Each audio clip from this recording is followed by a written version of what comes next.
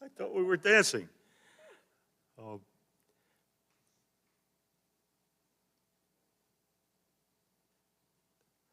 The members that we have present and accounted for are Mr. Roberts, Mr. Shoemaker, Mr. Alzamora, Mrs. Burnett, Mr. Schreiberg, Mr. Hooper, and myself, Mr. Sanawaso. We have a quorum. We can do business.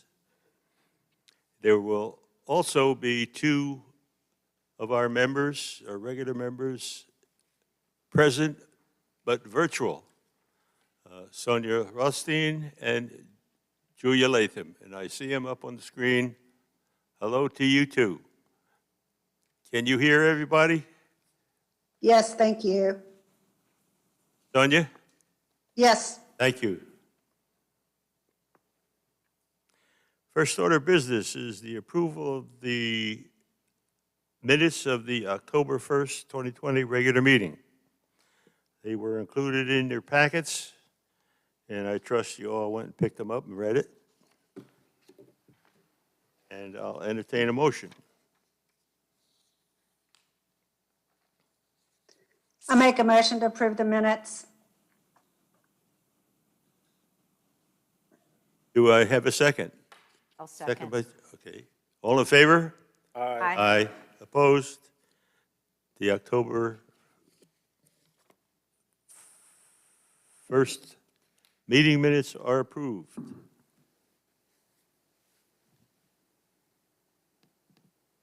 The next item is a public hearing that has been continued from the October meeting. So I would need a motion to recess our regular meeting and a second to go into public hearing number 1. Do I have a motion? Motion by Joel Schreiberg. Second? Second. Second by Cindy. All in favor? Aye. Aye. Opposed? We're now in public hearing number 1. I would repeat the question that I asked previously with respect to conflict of interest. If any board members have any conflicts associated with this application, let's hear about it now. I know there was one question, but I believe, Jeremy, that had been clarified, and there was no objection to your sitting on the board to hear the case. Of course, and if that's changed, just feel free to let me know. Thank you. Anyone else? Okay. Not a lot of people here, but has anyone been listed on a sign-up sheet?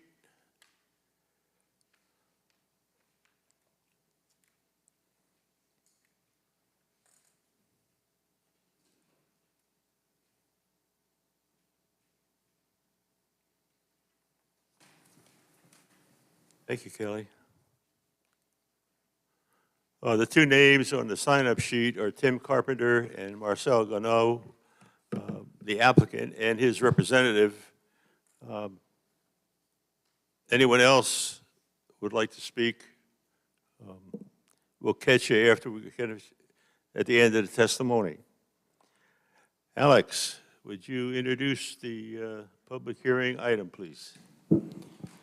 I'll be glad to, and this will be a little bit of a refresher if we remember from the continued October public hearing item.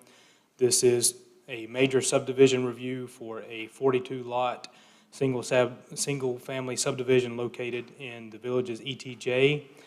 It's located just off of and south of Blake Boulevard. Consists currently of parcel ID number 0004627 and a portion of parcel ID number 00046241. The applicant and the property owner for this proposal is the Cottages at Legacy Lakes LLC. The current zoning and land use of both of these parcels are zoned. The larger parcel is R5 for high-density residential. Currently, it has this one single-family residential lot containing around 13 acres. The other lot is about 1.3 acres in size and is zoned NC for neighborhood commercial district. There is no proposed zone change for either of these two lots. The use is for, again, a 42-lot subdivision with 38 single-family residential lots and the related infrastructure. As previously stated in the October public hearing, that this hearing was duly posted, adjacent owners have been notified, and the public hearing was published for the October 1st meeting date. Again, this hearing is scheduled as such and required by this notice by our ordinance, even though this is not a legislative hearing such as it would be related for a zoning text or map amendment. So the reason why we're here and why the Planning and Zoning Board is asked to review such a proposal is the Pinehurst Development Ordinance does state that any subdivision creating more than 3 lots or in which involves a dedication or improvement of any new streets is therefore a major subdivision, and first initially requires a review of applications and material by the village planner as well as the technical review committee. After the TRC or technical review committee reviews and issues comments and the applicant addresses such comments, the proposal is then reviewed by this board in a public hearing to formulate a recommendation to village council. Once that is concluded, village council will hold a public hearing and reviews the project and can then approve, conditionally approve, or reject the proposed preliminary plat. Included with this subdivision application are the application for major subdivision, revised preliminary plat, trip generation, biological assessment for red cockaded woodpecker impacts, and included, that was not, and with this packet that was not from last month, is a checklist of requirements, as there was quite a bit of discussion over complete versus incomplete material. Again, not to be redundant, but this request would create a 42-lot subdivision within the village's extraterritorial jurisdiction, or again, reference to ETJ. It would include 38 residential lots. The remaining lots would be undeveloped common areas and a pump station for sanitary sewer.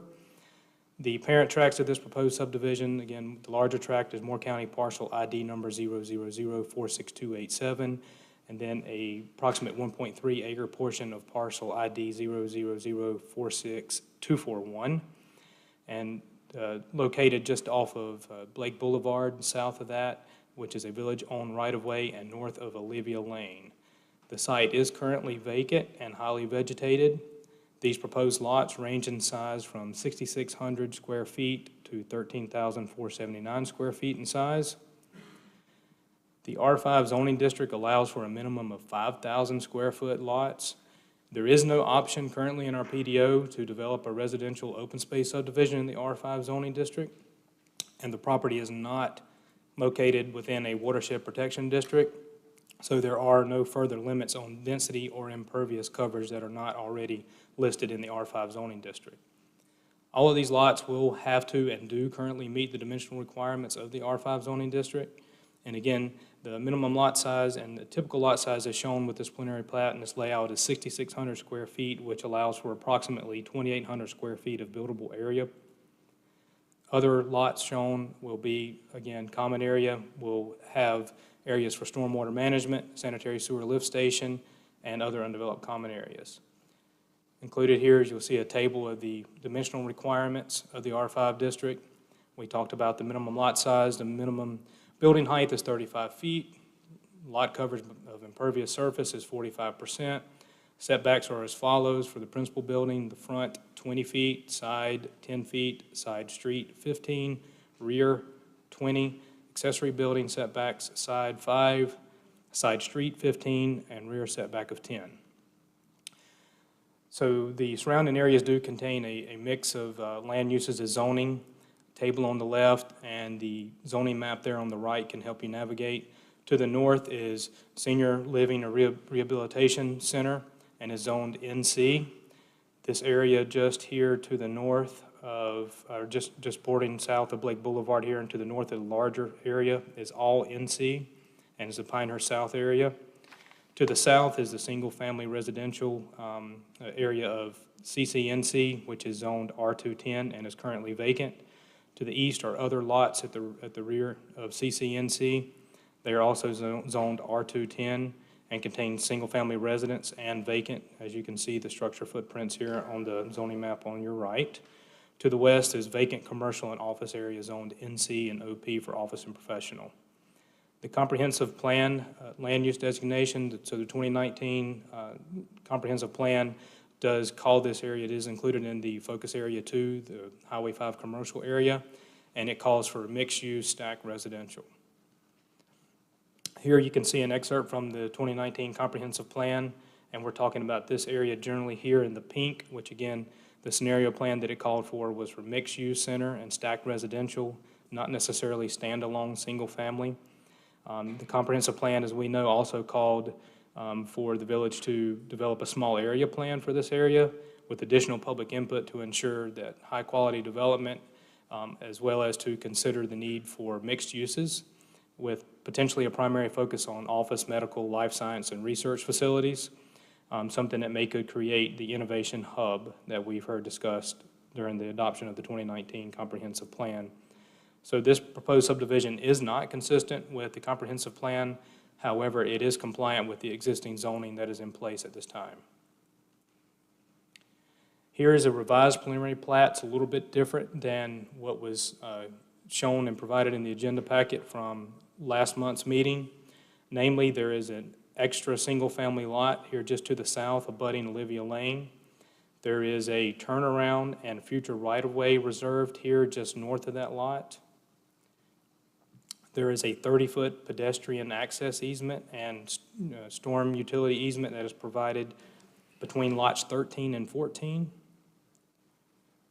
So those are really the minor additions that were, or revisions that were included from the previous meeting in October 1st. Apologize for the orientation on this, but there's no way to really fit it on a slide, but it is included in your packet, and that is the sheet L2, which is the utility layout, which also has other lot dimensions on there. It's a little bit easier to determine just the size of the lots. Here's a vicinity map with the project overlay. This was the previous proposal that didn't include that extra single-family lot and the future right-of-way reservation here to the south at Olivia Lane. However, I think it still gives a very good visual to what the project would look like overlaid within the immediate area.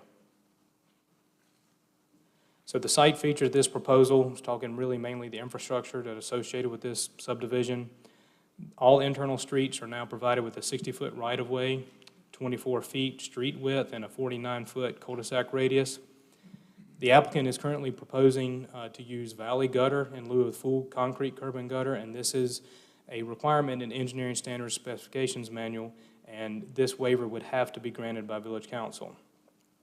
Access to the subdivision is from a connection to Blake Boulevard, which is a village-owned and maintained right-of-way. Future 60-foot right-of-way, as I mentioned earlier, was shown to be preserved adjacent to the neighboring properties that border Arnett Street, which is a North Carolina DOT-owned and maintained road.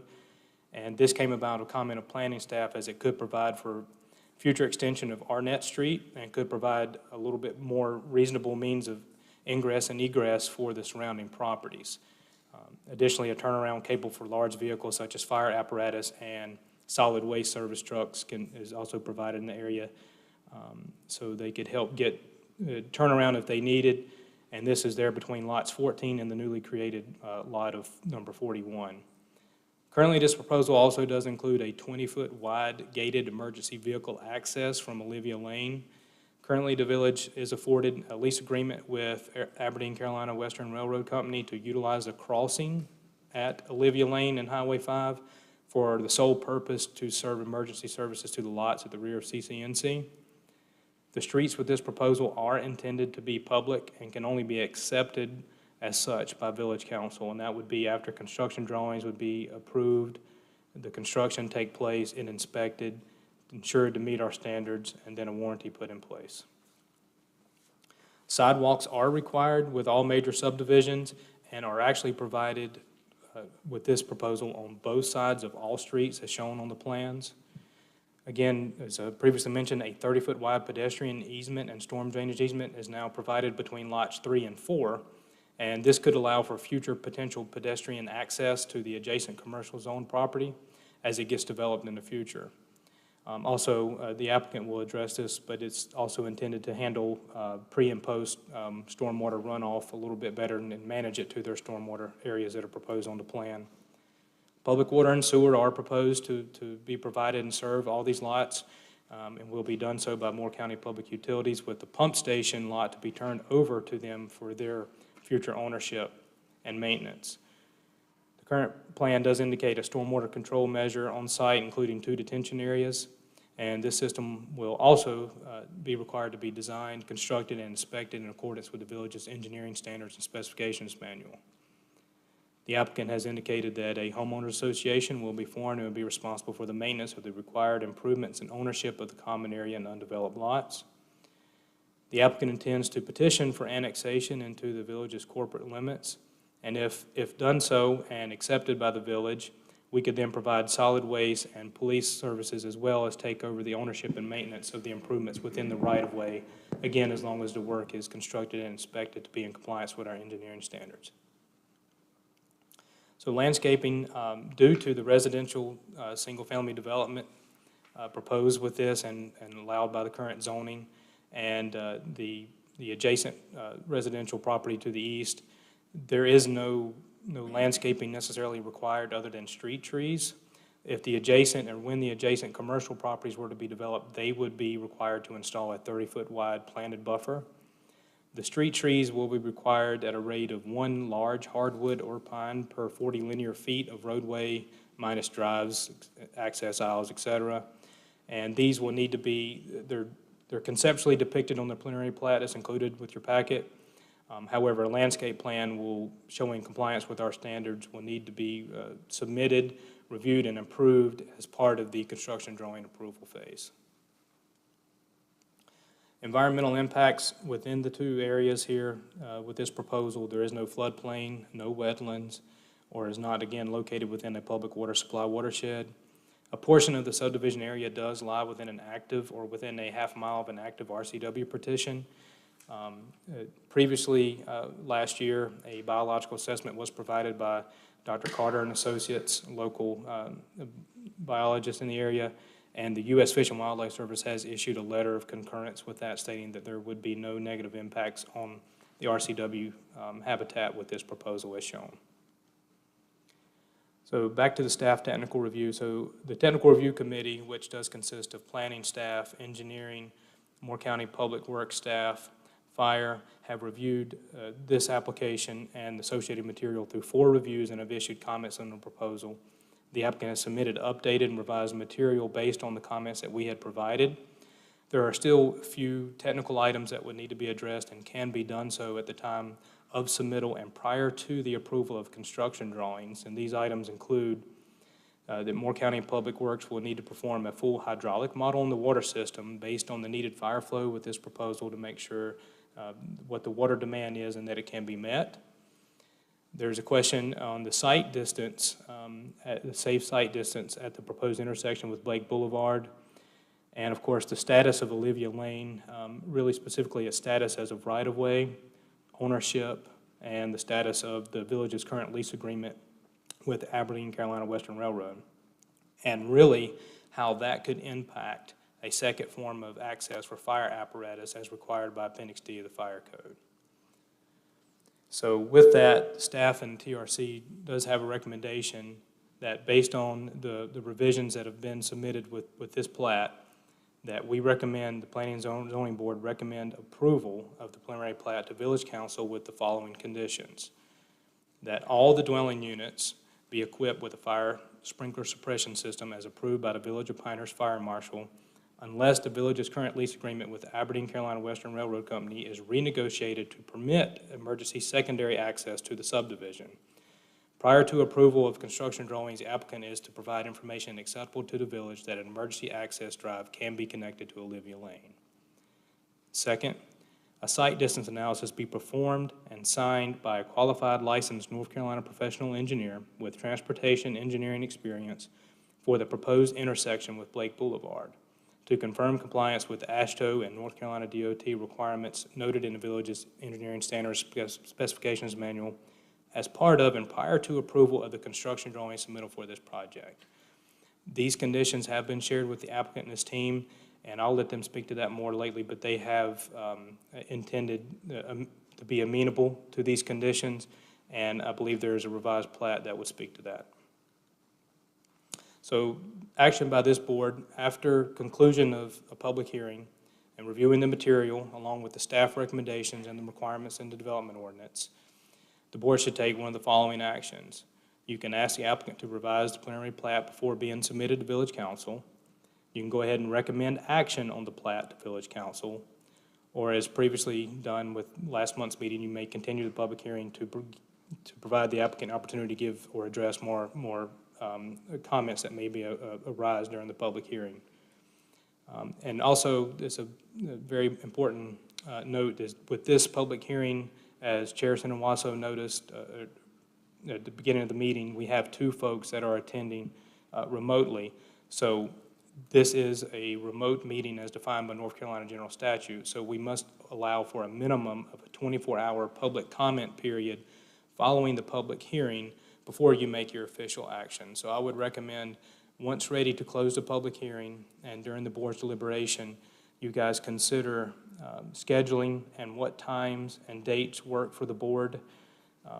There is a finite availability of meeting space for staff to be able to pull all this together. As you see, there's 6 staff members here right now making all this work.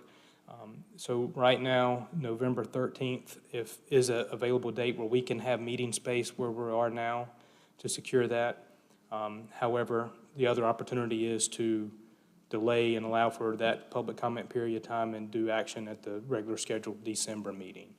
And for anyone who is in person or watching the meeting via the Village's live stream, in order to provide public comments to this board, you can do so by emailing the clerk to the board at kbrown@vopnc.org. So with that will conclude staff's initial presentation, and I will turn the floor back over to you, Chair. Before we get into the applicant's presentation and further discussion associated with that, just a few items I'd like to get clarified from the report, Alex. Drawings still show sidewalks on both sides of the streets, on Street A, B, and C. Is that the intent? Correct.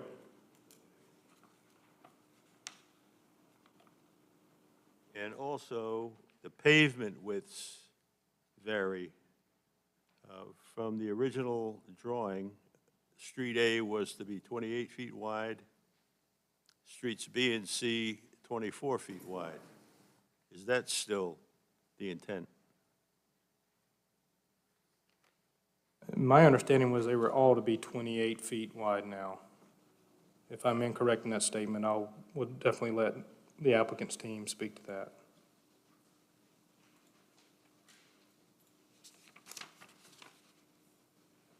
What is the date of the revised letter from Carter Associates?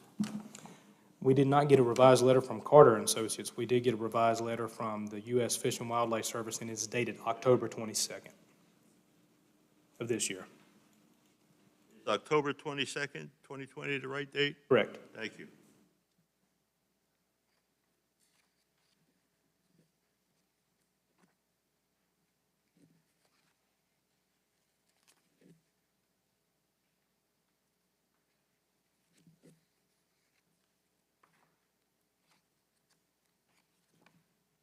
Okay.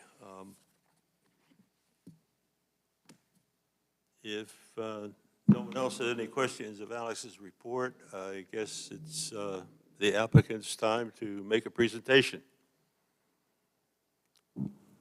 I have one question, please. Yes. On the United States Department of Interior, on their last paragraph, is that being addressed? I'm just not sure. I want to make sure that is addressed. That's on October the 22nd, 2020, United States Department of Interior. Yeah. And it talks about the recovery of the species and making sure that those trees stay as much as possible, et cetera. Is that being addressed at all? Or are we just going with the trees however?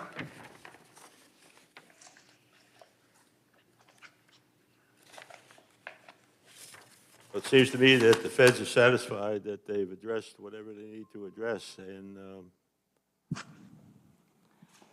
all there is to it.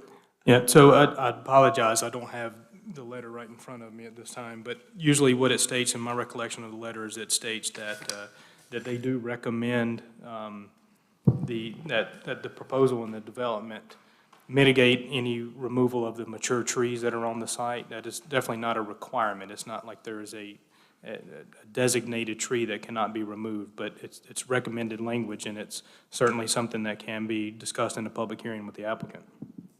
In this second Okay. sentence of the last paragraph of the letter, I quote, "Therefore, based on the information provided, Yep, that's yours. you have satisfied Fish and Wildlife Service guidelines related to the red cockaded woodpecker responsibilities under the Endangered Species Act." Right, but I guess I was reading the first part of the paragraph. Recovery efforts for this species are underway and may result in groups becoming reestablished in areas currently unoccupied by the species. And then it goes on to talk about that. That's why I'm a little concerned that we make sure we address the trees.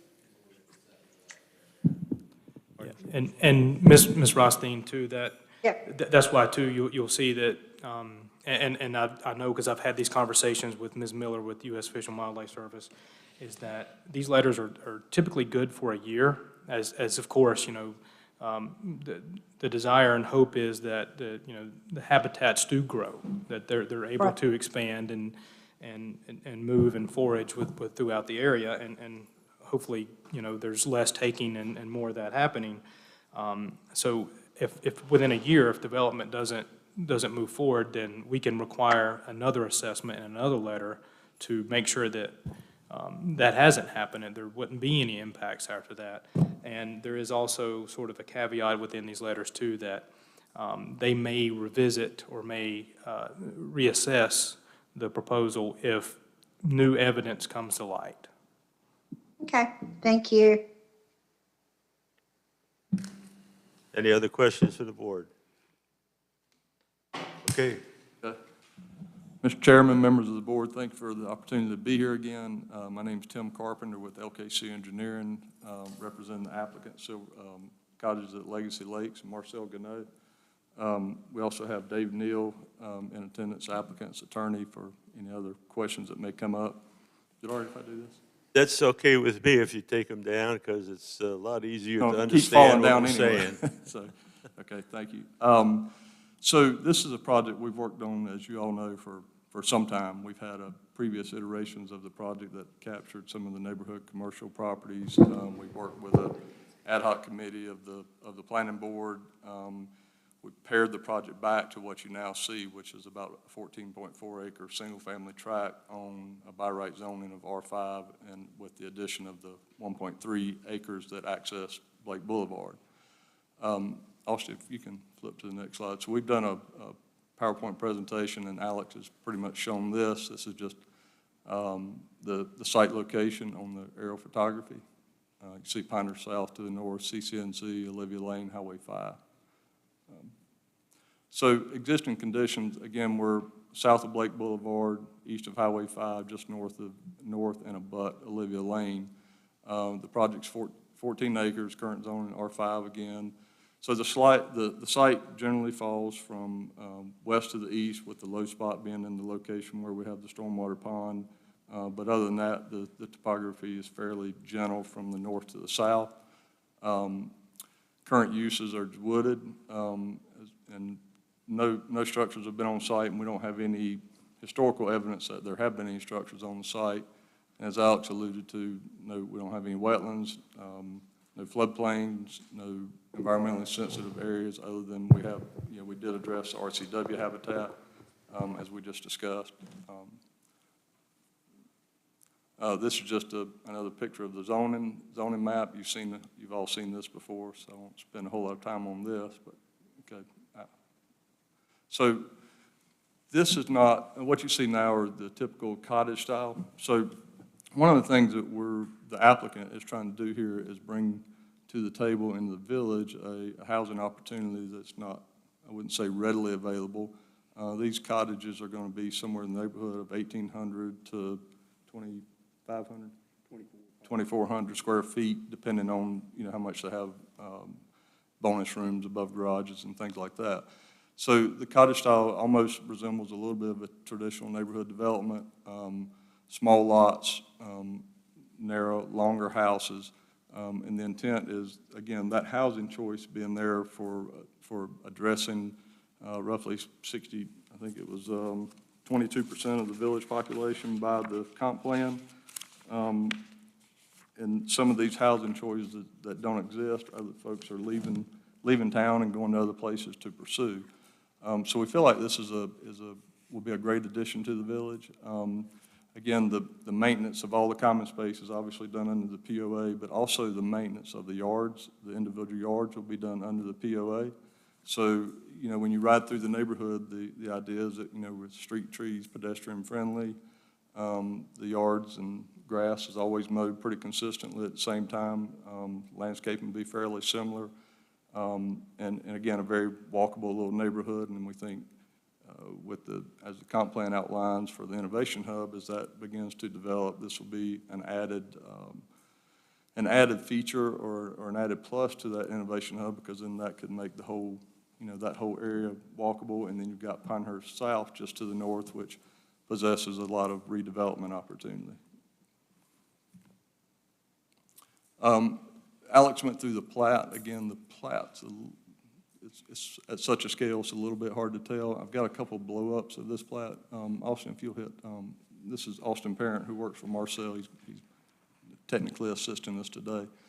Go back one, Austin, I'm sorry. So you've got the street access to the north on Blake Boulevard, and then the street access to the south, we'll call it access, we put in with a lot of discussion with village staff, TRC. We have been going back and forth very cooperatively for a few months, Alex, is that fair to say? But so a few different rounds of comments, and we have addressed, we feel like we've addressed all of those comments. So the stub out road you see to the west would be that, again, that future extension of Arnett Street, which, as Alex alluded to, is a DOT road. Obviously, there's a piece of right-of-way missing in there that's about, I don't know, probably 300 feet wide between Arnett and where we show it stubbing out.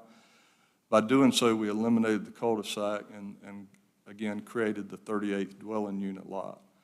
We've still provided access to Olivia Lane, and there are some things yet to be worked out, I think, on Olivia Lane, but if you think about where fire station number 2 is in the village and their ability to come from fire station number 2 through our new road and hit a siren-activated gate on Olivia Lane, and then have even an easier access, we think, into the backside of CCNC for emergency purposes, as well as other village purposes that they use it for.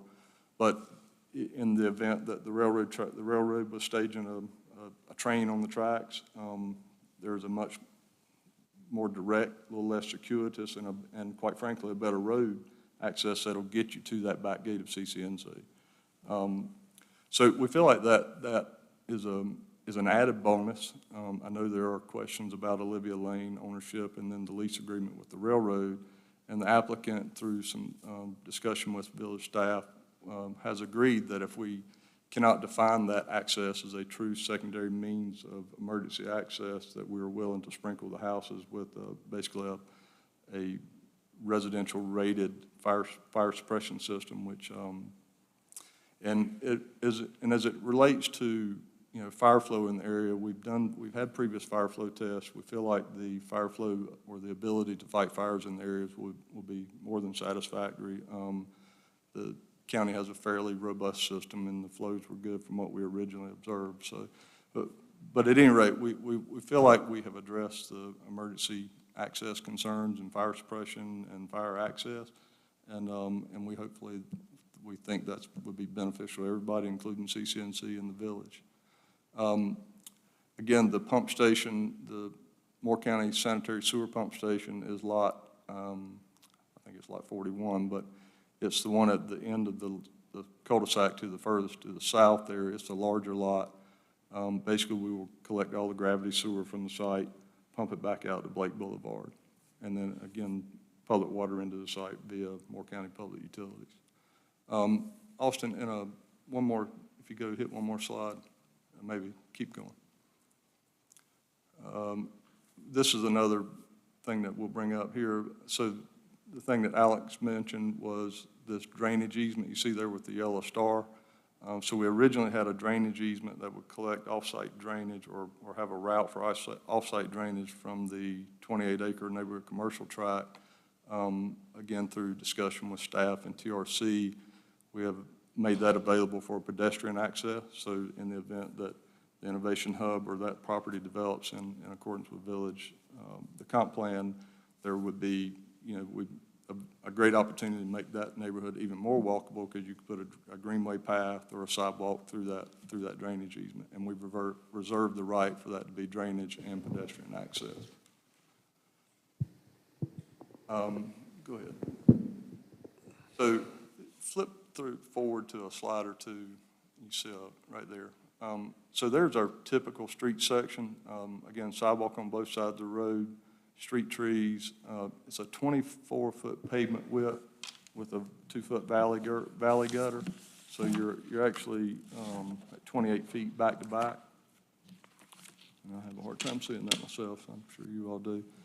The reason we're asking for the waiver on the valley gutter, we realize that the council will grant that, but typically in these houses, when these houses are on smaller lot configurations, if you have the standard vertical curb, you end up with a lot of curb cuts on the street that are basically unnecessary. This valley gutter is more like a mountable curb where your driveway transitions are a little bit smoother and they don't take up so much of the lot, and it doesn't look like you have this cutout of a driveway and then all of a sudden you go back to this standard vertical curb. So that is the reason why we're asking for that waiver. You'll see, stay on that slide for 1 second. So you can see here the stormwater management area. We feel that is sufficient to treat or to hold our 10-year design storm. The area to the east, everything sort of slopes from the west to the east in a kind of a north-southeast direction. So we will hold that water at the 10-year design rate. So pre-development rate will not exceed the post-development runoff rate will not exceed the pre-development runoff rate. I'm going to ask you to go back one more slide to that site data table. One more, please. Let's see. There you go.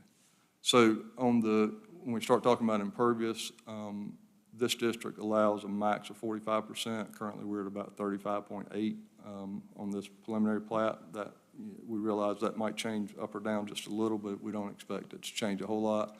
We've accounted for 3,500 square feet of impervious surface just on the lot. We really did that as an exercise so we can make sure that, a patio or a paver yard back in the backyard that might get incorporated into these lots. Okay, you can keep going forward there, Austin.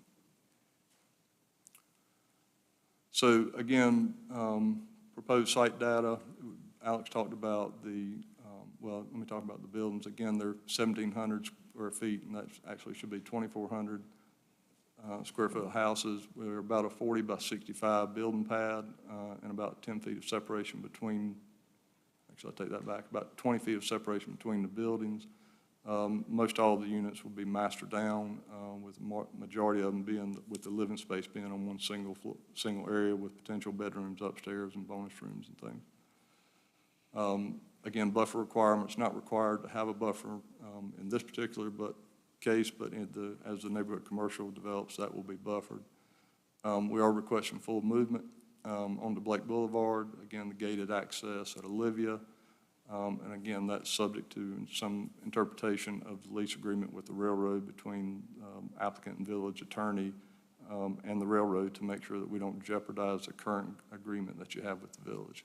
And again, as a method to mitigate any jeopardizing of that agreement, the applicant has agreed to sprinkle the houses, should that not be worked out as a secondary access. Again, internal circulation, they're intended to be public roads with sidewalks. We will design and construct to the village engineering standards manual, as well as all of the other site components. I talked about stormwater management and utilities, parking. So we assume there's 38 units. We have 76 parking spaces, if you will, but those are all contained on the lot. There's no off-street there's no off-street dedicated parking or on-street parking. So they're intended to be on the lots. You could probably actually put more than that because you could have at least one in the garage and two on the driveway. Okay, Austin. Again, I feel like I'm repeating way too much, but these are just some of the development site data. Again, the 2-foot curb and gutter and the voluntary annexation into the village once complete. Traffic impact, so we had a traffic analysis or a trip gen analysis done by Ramey Kemp. These numbers are slightly updated from some phone conversations we had with the traffic designer. Originally it talked about 37 lots, now we had the one extra lot. So that generates a total of 432 daily trips with the AM peak hour at 33 and then the PM peak hour at 41. So that's 9 entering, 24 leaving, 26 entering, and 15 exiting. So that, the single-family residential is one of the lower traffic generators. We did an exercise when we were looking at the neighborhood commercial piece some time ago, and it was somewhere on the order of magnitude of about 10 to 15 times what single-family generates. So we don't expect there to be any negative impact to the roadway network, and of course that number of trips is significantly lower than what would be required for a traffic impact analysis. So, Austin, if you'll flip forward a couple of slides in there, I'll tell you when to stop. I'm sorry, if you keep going forward. Yeah. So go back one there. So this is where we had talked about this, this housing opportunity.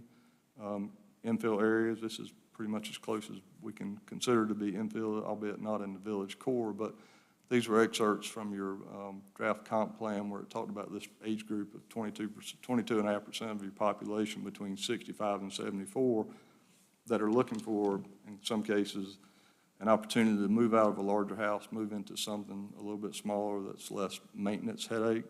Again, these are full exterior maintenance, smaller footprints they give, and they're also very conducive for the young professional who's maybe a little bit more mobile, likes to travel on the weekends, don't want to stay home and mow grass all the time like I do. But so I think this could have a diversity of uses or buyers, but we feel like we do try to address, to the extent that we can, the language in the comp plan where it talks about diversification of housing opportunities, particularly for that population sector. So, Austin, you can flip back. Come on back down. Keep going forward, Austin. So right there, some of you have seen this slide before from when we were here before. So this is kind of our take on a little bit of the mixed use you have going on in the Pinehurst South area. Again, I know that area is kind of slated for some small area plans, and in addition to the remaining 28 acres on what we call the Mahaley tract. But we have churches, barbershops, gas stations, now the business that was for sale is now the ABC store. We have banks, we have furniture stores, we have tax and property management, professional services. So there are a lot of opportunities that currently exist there that could be utilized by this neighborhood and the homeowners of this neighborhood. And then in addition to that, as the neighborhood commercial piece develops and with the Innovation Hub, we feel like that will be further impetus for that redevelopment in the Pinehurst South area. So again, we feel like we've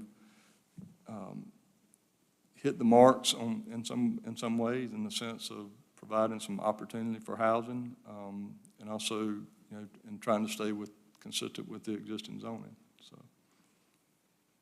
If you go back to that question slide, so you can go on back to the question slide, Austin. So that's, for the most part, my part of the presentation. Marcel, do you have anything you want to add? No, just open the floor up however you want to do for questions or what have you. Questions? Yes, sir. The drawings that we received in our packet show a revision block that says revised per village comments, and it's dated 10/19/2020. Were the comments that were generated and agreed to at the TRC meeting at the 15th of October incorporated in these revisions? Yes, sir. All of the comments that we've had with TRC, from TRC and staff, comments that have been provided have been included in that, into that plat. I thought site triangles were going to be created at the intersections of streets B and C with Street A, as well as where the stub out would go to the west. Well, But so the, Site so the, triangles are not shown on the drawing. well, so the guidance we got from the village engineer that site triangles would be shown where they tie into a major arterial street, which is Blake Boulevard. We can add site triangles to it because we have the ability to do it, but we were just following the PDO and the engineering standards manual on that.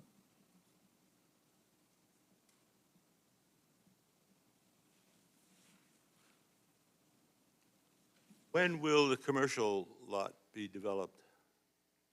Austin, can you go back to the slide? You can go back to the slide that's got the plat on it, if you don't mind.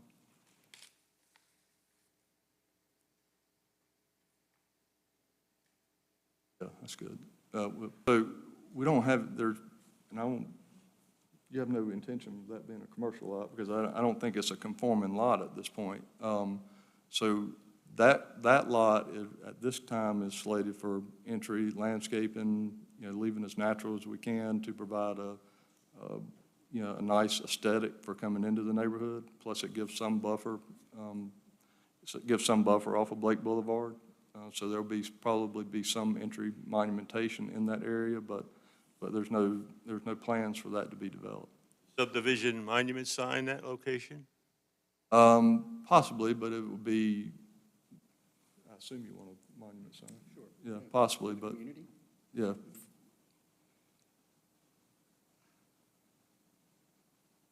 A lot of driveways that are going to be constructed here. Has there been any thought given to common driveways? No, not at this point, Mr. Chairman. At this point, which is one of the reasons we have asked for the valley gutter, so that we don't have driveway cuts on right beside driveway cuts, because the valley gutter pretty much provides that driveway transition. So we have not considered at this point common driveways or shared driveways. And It would make sense to me, for a safety point of view, number one, if those driveways could be combined, it might require a waiver from the sideline setback in a PDO now for driveways. I think they have to be 5 feet or something, but right. I think that's a worthwhile consideration, and maybe a waiver would be in order. If it's okay with you, I'll discuss that with the applicant. We've not considered that at this point, and then if we decide that's a direction he wants to go, we can certainly revise some of the development conditions and take it before council that way. What happens when there's a big party? Where do people park?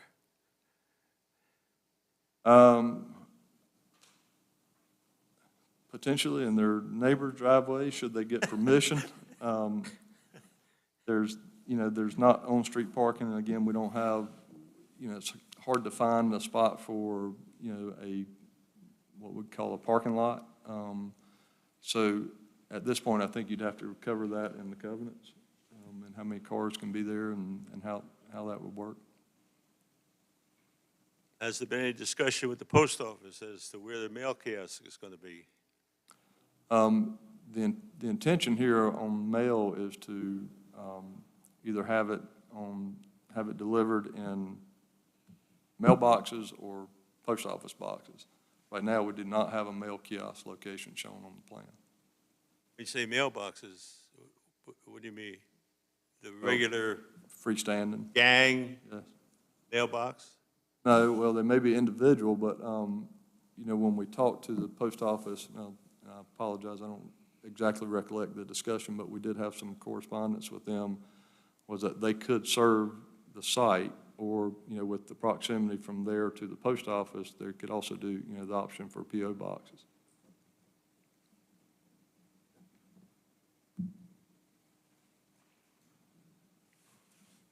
Is there a defined drainage way existing already where the 30-foot easements are on both sides of Street A, coming from the Mahaley property and Yeah, exiting out to the Rogers property?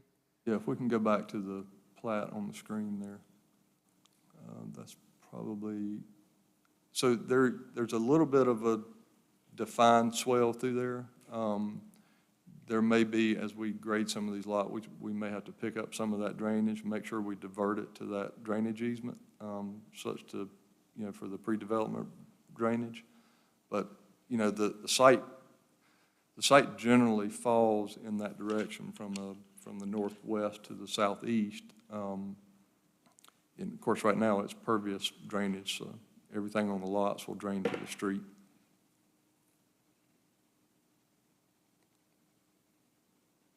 I would really like you to do something about eliminating the number of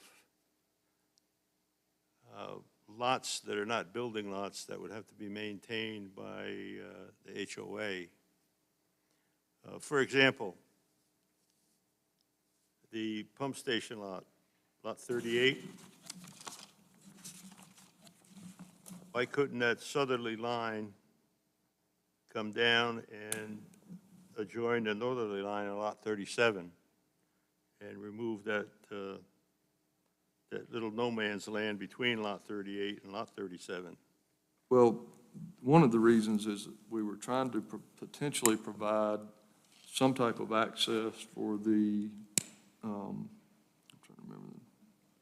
I'm sorry, I can't see. So the existing building lot there just south of the pump station lot, relative to the discussion, if the railroad access on Olivia were ever to be closed, then those two dwelling units, existing dwelling units, could have access by driveway to the internal streets of this neighborhood. So if we push the pump station lot down to tie that in, then, you know, we kind of block them out.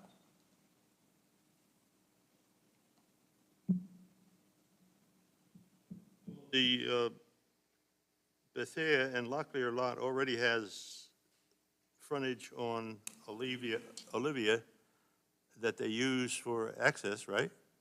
Yes, sir.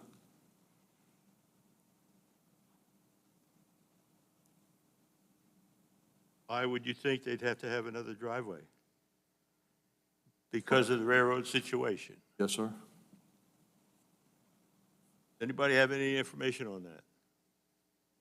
The village and I believe the applicant too have both been in some conversations, both together through their legal representatives as well with the railroad. And the railroad's intent in the future, probably they would like for it to happen sooner than most likely most of us are ready for, is for one of the crossings either at Arnett or Olivia to go away.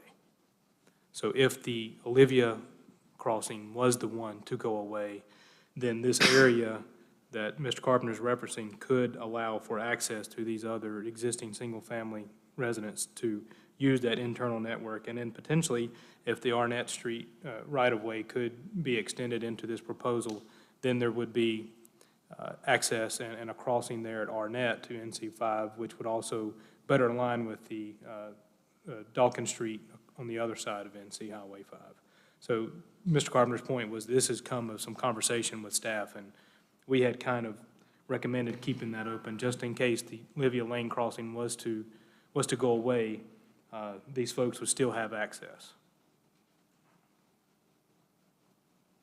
The railroad has indicated, and you know, they would be amenable to revising the lease that we currently have to make sure that the folks there at the rear CCNC still have an opportunity for Village Emergency Services to access there. Again, but they would still want it clearly stated and known that their intent is to close one of those two crossings in the near future. When that may be, we're not sure. What about Lot 34? Why couldn't that be extended all the way up to the right-of-way of Street C?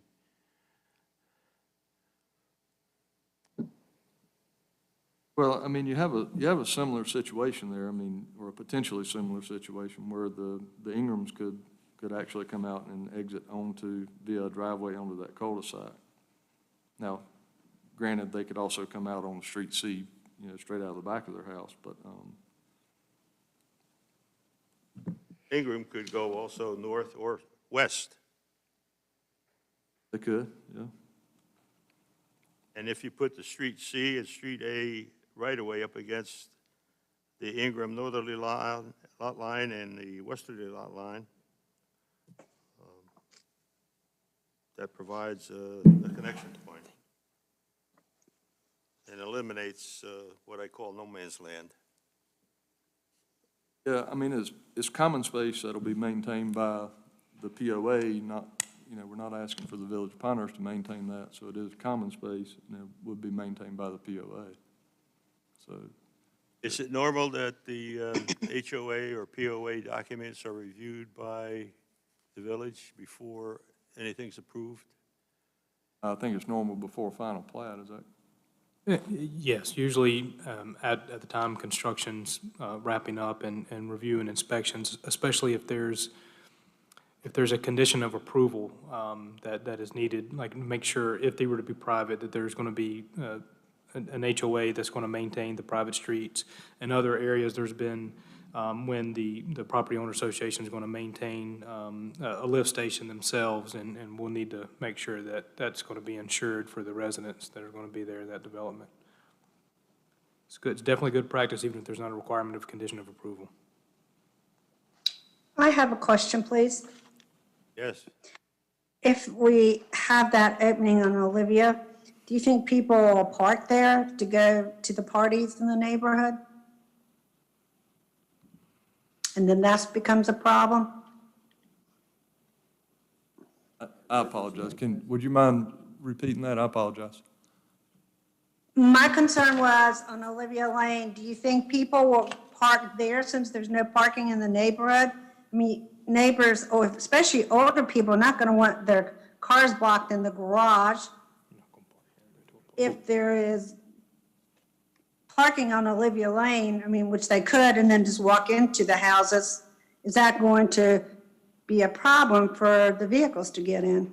Well, they will not be able to park on Olivia Lane because that would be a gated access under any pattern of development, and that gated access is only activated by emergency vehicle siren. So Olivia Lane is really not, at this point, considered an access to any of these residents. Right, but if we get the access open, then it could be a potential problem, correct? Well, it's not our intention. Our intention is that would stay an emergency gated access, accessible only by fire, and garbage, may also use that.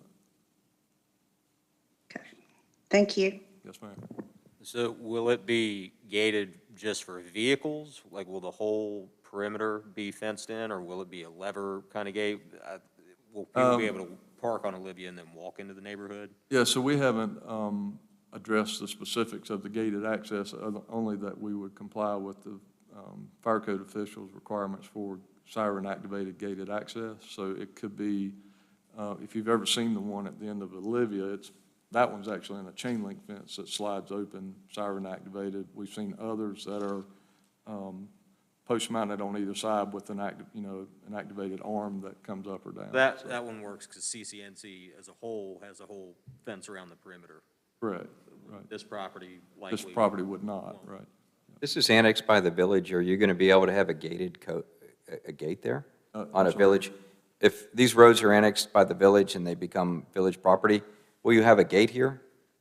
There will be a siren-activated gate there for emergency vehicles only. You're talking about, we're talking about on Olivia Lane, not on Blake Boulevard. Yeah, Olivia Lane, correct. So Olivia Lane, the issue with Olivia Lane is an ownership issue of Okay. who owns it, so that's why it's that way. Just a point of clarification, Olivia Lane is designated as a private street. It's also designated no parking along Olivia Lane as well. And you are in agreement to provide a detailed traffic engineering analysis of the intersection of Blake Boulevard and Street A Yes, sir. with the construction drawing application. Correct. Thank you. So just for clarity, are they one or two-car garages? I mean, I guess they're two-car, Uh-huh. but I guess it also depends on what somebody's driving and how good. My house is technically a two-car garage, but the way my wife parks, I absolutely cannot get my vehicle in there. So, but technically it is a two-car garage. I don't want to continue to beat up Olivia Lane, but maybe it's just for my own education. So the village is responsible for acquiring, whether it be Arnett or Olivia Lane, this continued access. I think the term lease is here. So you would do the lease, and it would be defined by a number of years prior to the construction plans being approved. So the current lease agreement is that it affords us the opportunity, us, the village, to access that crossing for the sole purpose of providing emergency access to the rear lots at CCNC. If that we were to use that crossing for anything else, as the current lease agreement states, then it would have to be renegotiated. So the whole if, the status of Olivia Lane can be sussed out one way or the other, and that if a connection can be made to Olivia Lane, allowing for yet another access there by the village, then at that moment, a new agreement would have to be renegotiated. Okay, So so up until if or when the applicant, which I understand they have been spending ample time doing title and deed research, trying to find out, as the village has in previous years as well, these such statuses. If they can provide something that's acceptable to the village that allows us to move forward, and then the village and Aberdeen Carolina Western Railroad Company have to come to another agreement, and everything still lines up. We're able to provide services to CCNC, we have a secondary form of access, then we're good to go. okay, so it's a nice to have for the applicant, but not a mandatory. The way, because they have the ability to put sprinklers in, it's just a nice to have, it's not a must have. So if I can. Correct. Okay, thank you. Yeah, and I'll go back and sort of go back to that development condition for a moment. So as Alex mentioned, the village, as well as the applicant, myself, and the applicant's attorney have been doing an ample amount of research with the railroad.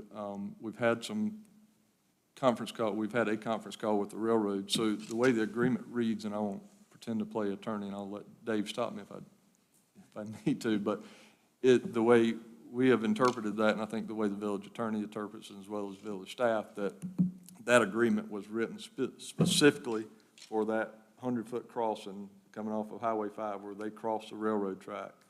And for the sole use of fire and emergency access and garbage, I think.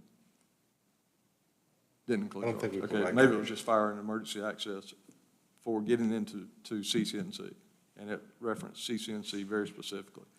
And so if that was used for any other purposes, it gave the railroad the opportunity to renegotiate that agreement. Well, we obviously don't want to jeopardize the village's agreement with that. So in our conversations with the railroad, the intent would still that it would be for fire and emergency access vehicles, but those same vehicles could come into our neighborhood. Now, assuming that that is not approved or amenable to the railroad or anyone else, and not to jeopardize the railroad agreement that the village currently has, the applicant has agreed to, if we can't get a full secondary access, we will sprinkle the homes. And I think the village's concern, and it's on that condition, is regarding, we need to be assured that legally we can actually connect to Olivia Lane at that point. So that was one of the points in that condition. The railroad is okay with renegotiating the agreement. I've talked with the railroad. Long-term, they would like to see the properties that are accessing Olivia find a way not to have to use Olivia. So they've stated that to us. But they're okay with an emergency access. If for some reason you'd get a full access to this at some point, I think so this unnamed street goes through and connects at a full access to Olivia Lane. I think a full public access, I think that would cause the railroad a lot of concern, because then it would open up that circulation system, and then they'd have potentially more vehicles crossing over that private crossing that we have the lease for. And of course, we have no idea of time frame type of thing. It certainly won't happen before you present to council, I wouldn't imagine. Or do you have an idea of? As far as the negotiation with the railroad? Correct, yeah. I don't know if we will have that completely ironed out by the time we meet with council. I would say likely not. Just likelihoods. Yeah, please. Members of the Planning Board, Dave Neal with Fox Rothschild in Raleigh, 434 Fayetteville Street, Suite 2800. The trigger is going to be submission of construction drawings. So that would be the time where the developer would have to know, have we worked everything out, or am I submitting for a sprinklered system? That'll be the situation. The layout that Tim has done in terms of the ground allows the village to know that if something happens subsequent to that, we've laid out the areas to allow for future connections, for example, for our net. Even if the cottages have been fully built out, something might happen in the future. We've made the planning preparations already to allow for a connection via our net or Olivia. If there are any questions about the real estate or the crossing, I'm happy to answer those. Do the two individuals that live on Olivia Lane have permission to use Olivia Lane to get in and out of their homes? Is that their main? To the best of my knowledge, none of the homes that front on Olivia Lane have formal agreements with the railroad. However, the Olivia Lane has been there at that location from at least 1950, where we can see it on an aerial. So that's the main point of ingress and egress for those two homes, is Olivia That is their Lane? sole method of ingress and egress for all the homes on Olivia. That's right. Yeah. Thank you. It just seems to me that we're trying to make a situation that doesn't, to me, potentially exist. I mean, if I lived here, and I'm very, very familiar with this because I used to live somewhat across the street, but I wouldn't want to go out Olivia Lane and then come on to Route 5, no matter where I lived in this development. I'd want to come out to Blake Boulevard, go to the traffic light, if I'm going the other way, go down to Monticello and take my right turn, or even go down to Monticello, take a left turn, and get to the other traffic light. I don't see the need to provide, from a personal standpoint, to provide any access for this development onto Olivia Lane, except for an emergency. And I'm not saying you do, Right. but I mean, from our standpoint, it's just, I can't imagine if I lived there, I can't imagine if I lived in lot 41 that I would want to come out and take a right turn and wait for that traffic on Route 5. I mean, I'll be there till, Yes, sir. breakfast. Mr. Schreiber, I agree with you. And as you mentioned, we do not propose to have any normal daily traffic coming through. Right, That is I understand. slated as emergency access only. So I would agree that it's an easier path to go out to Blake, hit a traffic signal, and then you get to find your way at that point, whether you're going left or right. But yeah, I agree, and our plans are represents as such. My only other comment, Marcel, is that this looks like a detached housing from what Windjam has behind Lawn and Tennis. which is a very attractive development. He can't build them fast enough. I mean, Windjam's not building them anymore, but as you know, he can't build these things fast enough to sell them. The streets are about the way this is. The parking is about the same. They're 2 and 3 unit attached homes. I just had a friend sold $1 million home to live over there because of a retirement for the same reason I assume you're living this. So I mean, from a personal standpoint, I told you this when you first came, I just think this is a great concept. The one question I've had, which is absolutely none of my business and has no bearing on this, it's more I'm curious, what price point are you looking at for these things? Probably be in the mid-300s. Probably be in the mid-300s. Yeah, okay, that's about.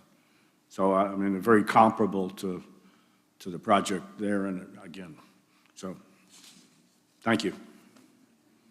And if I could just state one thing to make sure it's clear for everyone here too. We keep talking about a second form of access and sprinkling the units. The reason for that is Appendix D of the North Carolina State Fire Code requires that if it's a residential units of 30 or more, a second form of access is required or their homes must be sprinkled. That's the sole reason why we're even discussing either one of those two, and then there again, the complicated factor of how it relates to Olivia Lane. So I just want to make sure that's clear. It's just a point.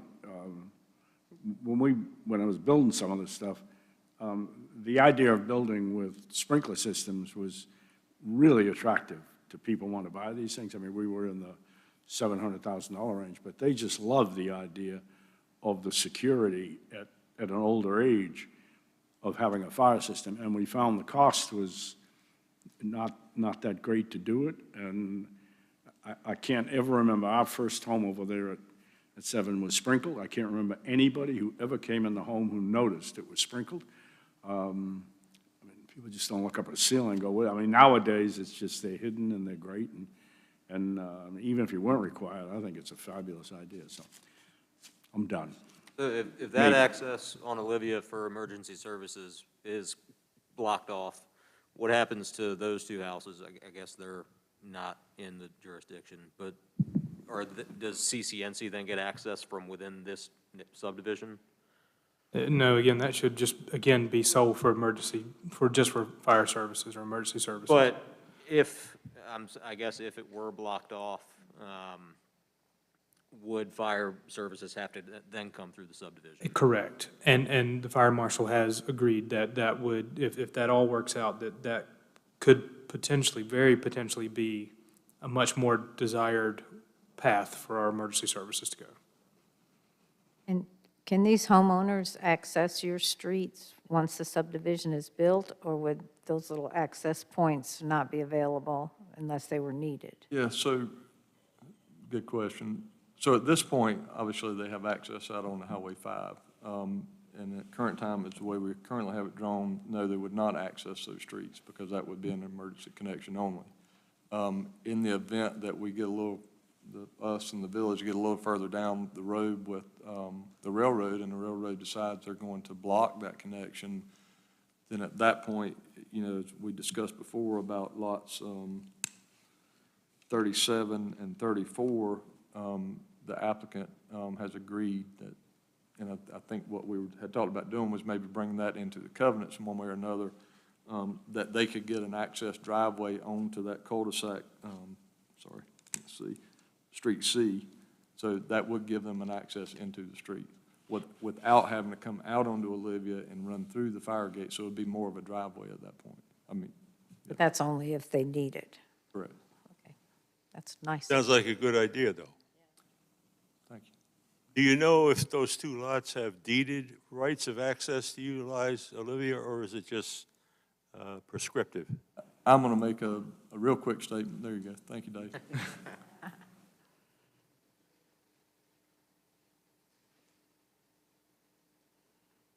To this point, we are unaware that anyone, including our parcel, has an express deeded right of access onto Olivia Lane. I certainly love talking about real estate issues, and you talked about prescriptive rights. There's also a variety of other implied easement matters that may come up.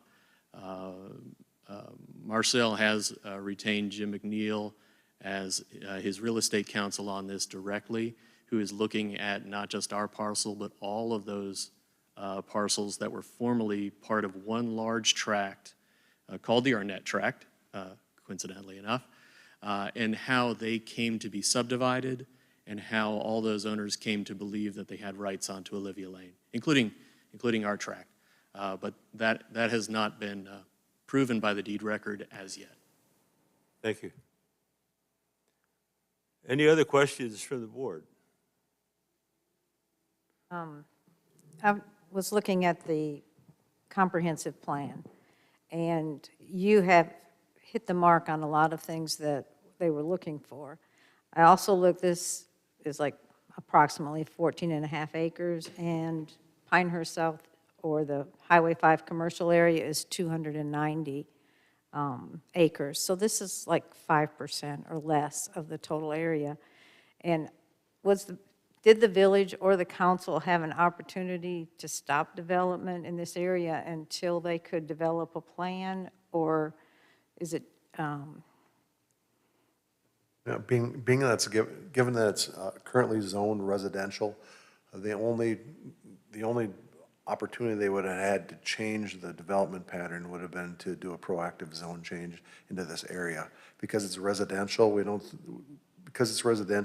believe the moratoria statute allows us to do a moratorium for residential uses. If it's commercial use, yeah, we can do it for commercial uses, and the village has employed that when they're doing the new core master plan. But when it's involving a residential use for something that's already zoned for the appropriate land use, it would have been, we could not have done, or at least our opinion is you could not have done a moratoria for something like that. So it would have had to have been a proactive zone change. Well, I think that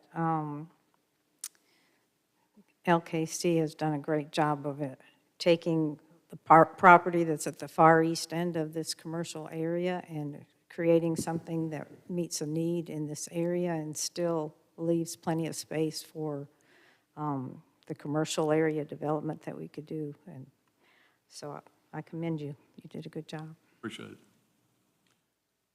There's no other names on the sign-up sheet, but I know at least one person came in, maybe two people came in after the meeting started.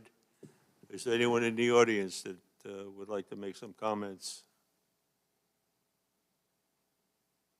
Okay, thank you.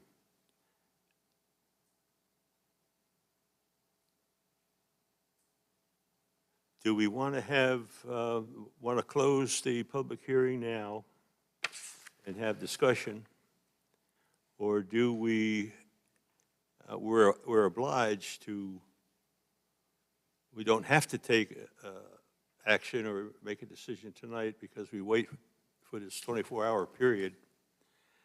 But when would be the next available time where we could all get together to sit down and discuss and take action on the application? So just for a point of clarification for you, if the board feels that they have taken sufficient enough information on this proposal, you can go ahead and close the public hearing. That is a requirement that you have to do. You have to hold the public hearing. You can go ahead and close it, and then after closing of the public hearing, then you can discuss and deliberate when to reconvene, at least a minimum of 24 hours, so then the board can take action. So if you think there's been enough discussion and items disclosing the public hearing, then you can close it. Do you have a preference do you have a problem if we were to wait until the December 3rd meeting? Would you prefer we do this sooner than later? Well, I see Mr. Neal standing up back there again. I'll let him do. So in addition to my service to Marcel today, I'm also the town attorney for the town of Rollsville. A number of communities, given the emergency statute, have found a middle ground that I would throw out that might be appropriate and might be helpful in this case. The board could close the public hearing, have its deliberations, have its vote, but that vote be conditioned upon a lack of receipt of additional comment over the next 24 hours.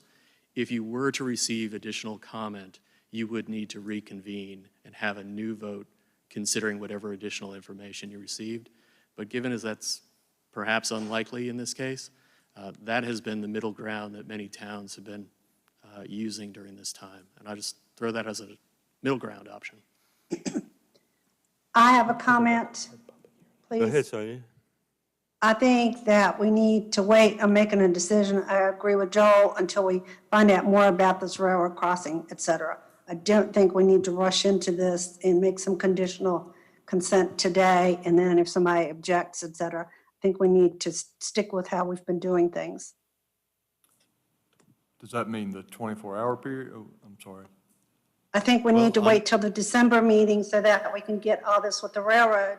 Hopefully, since they say they're so close to any of the answers, I think we need to wait, like Joel said, till the December meeting. I'm not sure that we're going to have a decision by the December meeting from the railroad. And relative to that point, we have provided or agreed to the development condition that in some ways is the railroad is a non-issue. Is that a safe statement, Dave? I don't feel comfortable making that conditional vote today.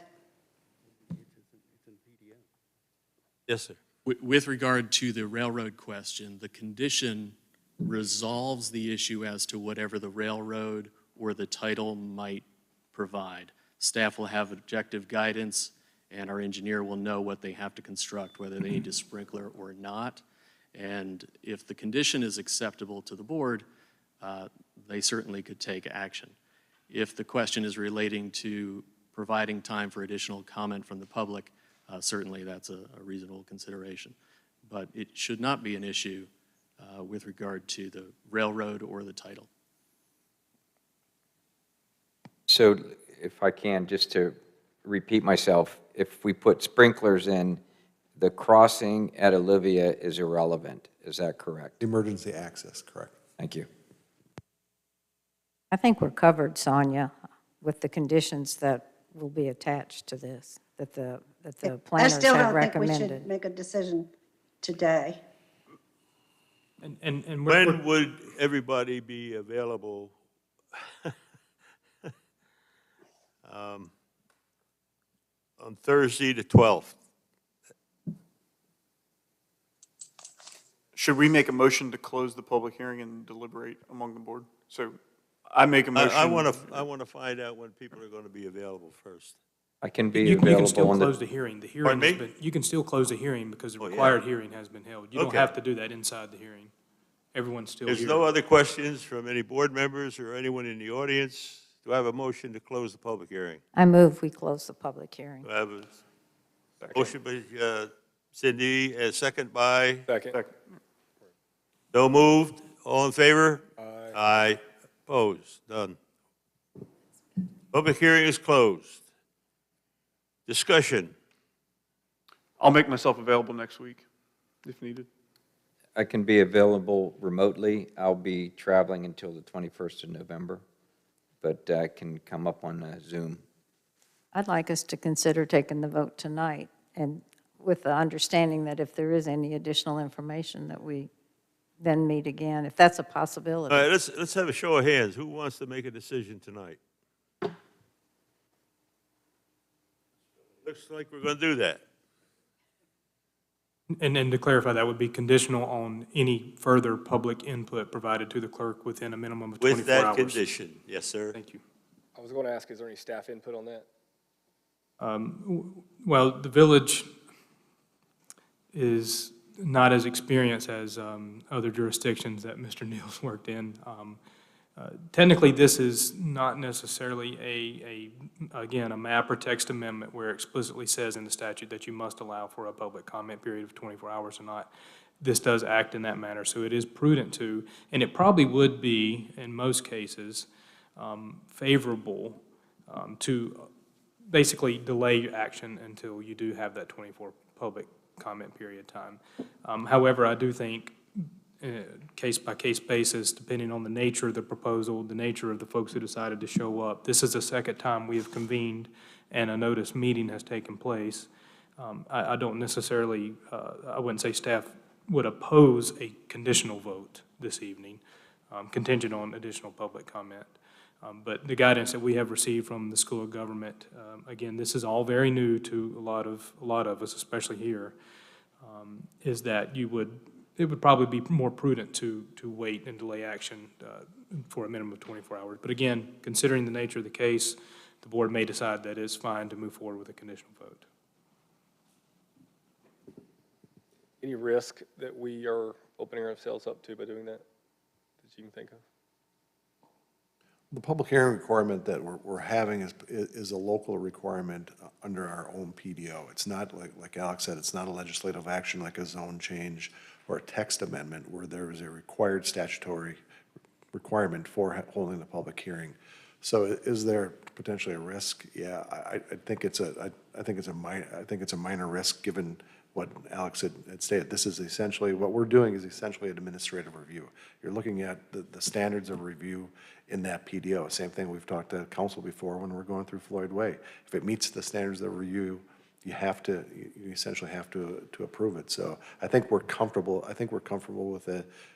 with the conditional language. We do have to I won't say reconvene, meet again to make the confirmation that there were no further comments in the 24-hour period, blah, blah, blah, whatever. No, I think we have to meet as a body.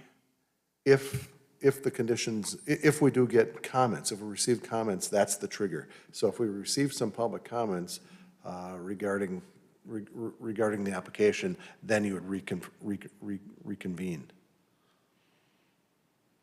So we need to have a date, one way or the other, when we can all reconvene, basically. If there's no comments, then no. No, but we'd have to set it up tonight so that if there are comments in 24 hours, we would all have agreed. So who would like to put forth a motion? And remember, you always have the December meeting. If worse things happen, I mean, we could always call a special meeting. So if comments came in, we could call a special meeting, or we do have the December meeting. I think we're comfortable. This has not been a controversial application.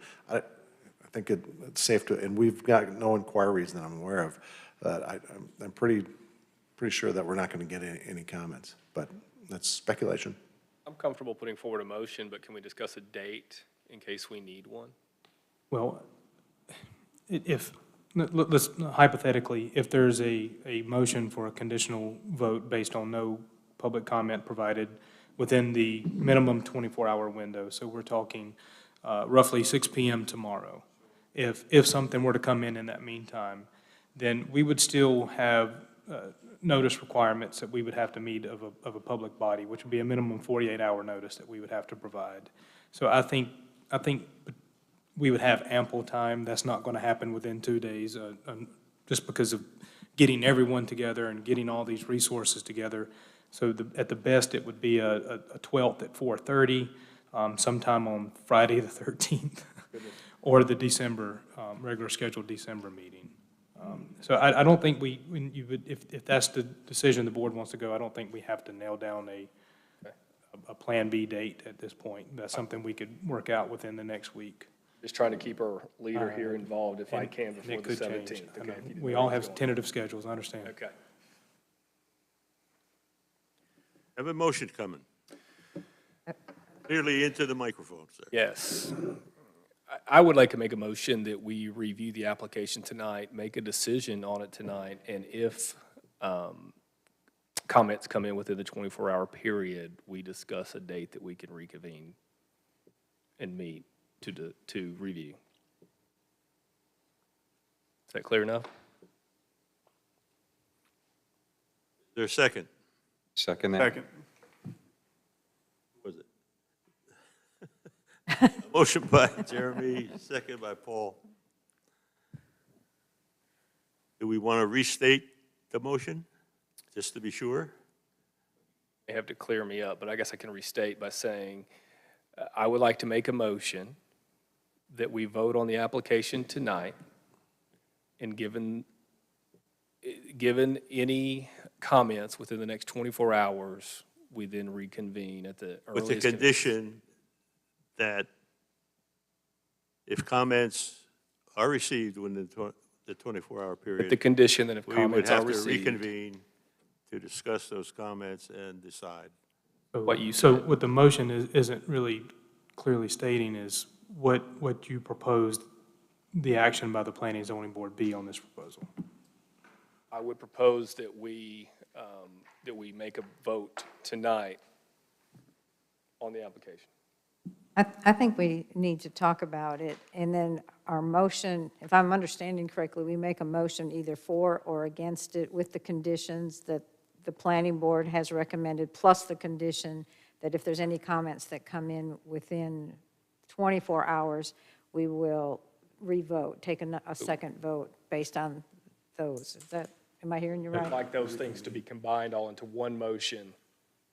Treat it Okay, as if not as this two is not a different remote motions. meeting, yeah. So Okay. if you look in your staff report, if the board would wish, or if a board member would wish to make a motion based on the staff's recommendation, make a motion, read the staff's recommendation, and then include an additional condition of that this vote is contingent on no more public comments within a minimum of the 24-hour comment period. Okay, well then, given that, if that's the consensus of everybody, then I'll retract my motion before we discuss the vote. Accept that amendment, Paul. I'm sorry. I was paying attention, but I didn't understand your question, sir. Is that acceptable to you Yes. as your second? Yes. Okay.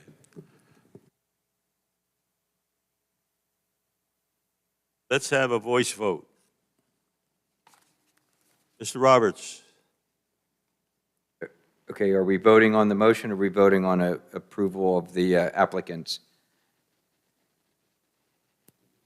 we're voting There's on no the motion. conditional approval Yeah, on the application. So for clarity, I've retracted my motion at this Leo? point in time. So. Leo, are you doing a straw poll? I'm sorry? Are you doing a straw poll right now? Oh, no. Okay.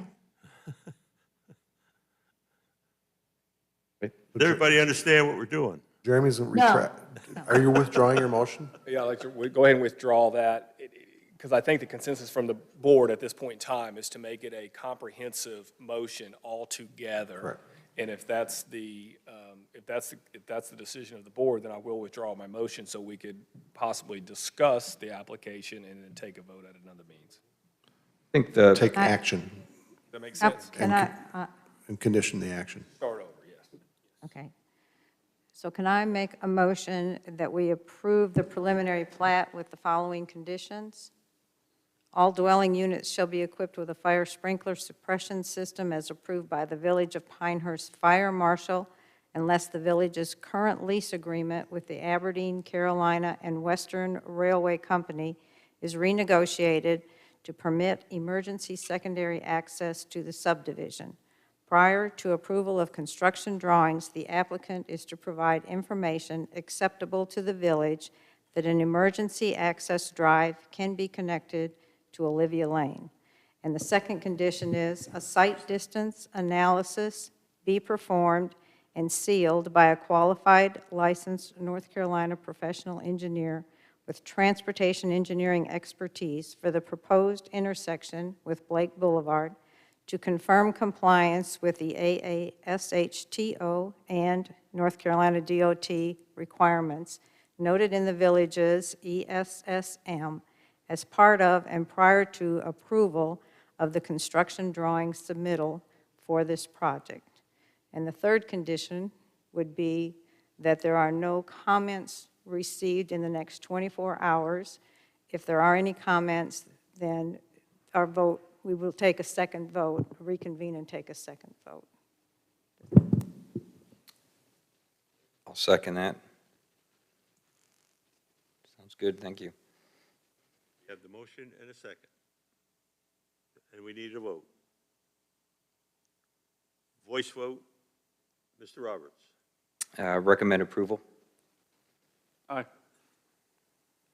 Aye. Approve. Recommend approval. Recommend approval. Additional approval. Whoa. Oh, All those in, you got two other members. We Julia, don't count. Sonia, Yes. okay. Motion carried. Hey, Julia, sorry. yes. Thank you all very much for your patience and everything you do in these tough times. I know it's challenging, but we very much appreciate the staff and all the work that they've helped us with. And again, thank you. Thank you for your cooperation. Thank you. We're going to take a 5-minute recess. Be back at 6:40, please. 5:40, 5:40, Leo.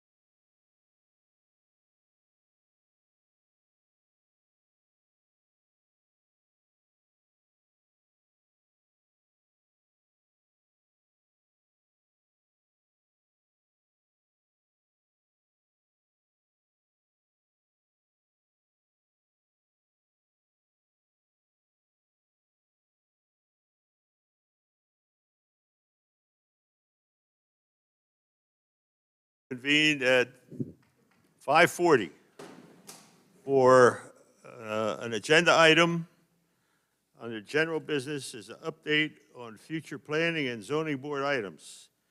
That's going to take quick. Hey, quick, you want to watch the Packer game tonight like me? No, Well, kidding. yeah, we just got this. No, I know, and it's not, Quickly. and it's not, it's only, this is only going to be an overview. If you want to say what you want to say, I think we should have some time to review this stuff and get back to you. And you're not, and I'm not asking for any action, we Okay. just wanted to throw something at you to see what you thought, and that's really what we want to talk about tonight. Julia has ants in her pants, so we got to get this other thing done, so. Okay, oh, that's right, BOA. All right, so I'm going to skip over most of what I had planned. So let's go straight to section, and I'll do this real quick. So section 9.5, which is a tree preservation and landscape requirements. So basically what we're proposing tonight, or what we're proposing to do and what we've drafted, over the course of the last year, we've been working on, and you guys have been working on a tree preservation ordinance. We've looked at what many other communities have done, and we know that there's a major concern about clear-cutting properties. And in our review of the statutes and what other communities have done, the communities that have clear-cutting ordinances or prohibitions in clear-cutting, all the communities that we've seen that have ordinances have special legislation from the state. So Chapel Hill, Cary, they all have a local bill that allows them to have a clear-cutting prohibition in their ordinances. So given that, we went back and started to look at, well, how can we create an ordinance to incentivize tree preservation? So what we did is we started to look at, okay, what are ways that we can do it and be in compliance with the enabling statute for zoning? Well, zoning allows us to create buffers and have buffer yards and landscaping. So from our standpoint, we started to look at, all right, why don't we create buffer yards? Right now we have buffer yards between adjacent uses and buffer yards on non-commercial properties, but we don't really have buffer yards on residential uses. We have a landscaping requirement that you have 4 to 8 trees on a residential lot. We don't have placement requirements right there, and we do have some foundation requirements. So what we did was, Alex and I and Kathy Lyles, we've been working on this for the course of a year, and the last 4 months it kind of popped. We thought, well, why don't we upscale the amount of trees that are required in yards, and then, so we go on a spacing basis. So on the front yard, I think we're saying, what, Alex, 1 to 20, you'd have to have one tree for every 20 feet of lineal frontage. 15 feet. On the side yards, it's 1 to 30 or 35, and then back in the rear, it's another 120, whatever's the scale. So with that, what happens is you end up doing a calculation for each of these yards, how many trees you're going to have in each of those yards. So it goes, and Alex and I were ready to give you some examples, but it's taken some of the stuff, some of the lots that we're seeing from 4 trees to 16 trees. So it's increasing the amount of trees that are required. So as part of the ordinance, what we're also saying is that we're going to give you a credit for trees that are already on that site. In hopes that will incentivize people from going through tracks and clear cutting everything in those tracks and having to come back and plant all these trees. So what we're saying as part of the standards, that we will give you a credit for each tree that you have on site that you've saved. We'll give you a credit for not having to plant those other trees on the site. And that's the basic grid of the ordinance. We're increasing the amount of landscaping that's required, the buffers, and then we're going to require you, or we're going to allow you to have a credit. And that's in 2 portions of the ordinance. One is for single-family development, and I'll show you an example real quick. And one is for a lot. So if you have a lot, say you have a 40-acre parcel of land, and you have no development application in, and you want to come and clear cut, what we're going to say is you're going to be required to have a permit, and what we're going to enforce is those buffer yards. So you come in with a large undeveloped piece of land and you want to do some clearing, we're going to enforce those buffer requirements, saying, we're going to look at the front, the side, and the rears and say, you have to have the requisite planting in those buffer areas. And we will give you credit for trees that are already on that site, but we're tying everything back to a buffer requirement, because that's what we have to tie it back to the enabling legislation that allows us to require buffers. The recent changes with the state, and the state now defines development, part of the development, and it's in our definition here. On page 1, we talk about development is the excavation, grading, filling, clearing, or alteration of land. So the state says that clearing is development. So when people start to develop, we can then trigger the buffer yard requirements. And I just want to show you just one illustration real quick of what I'm talking about.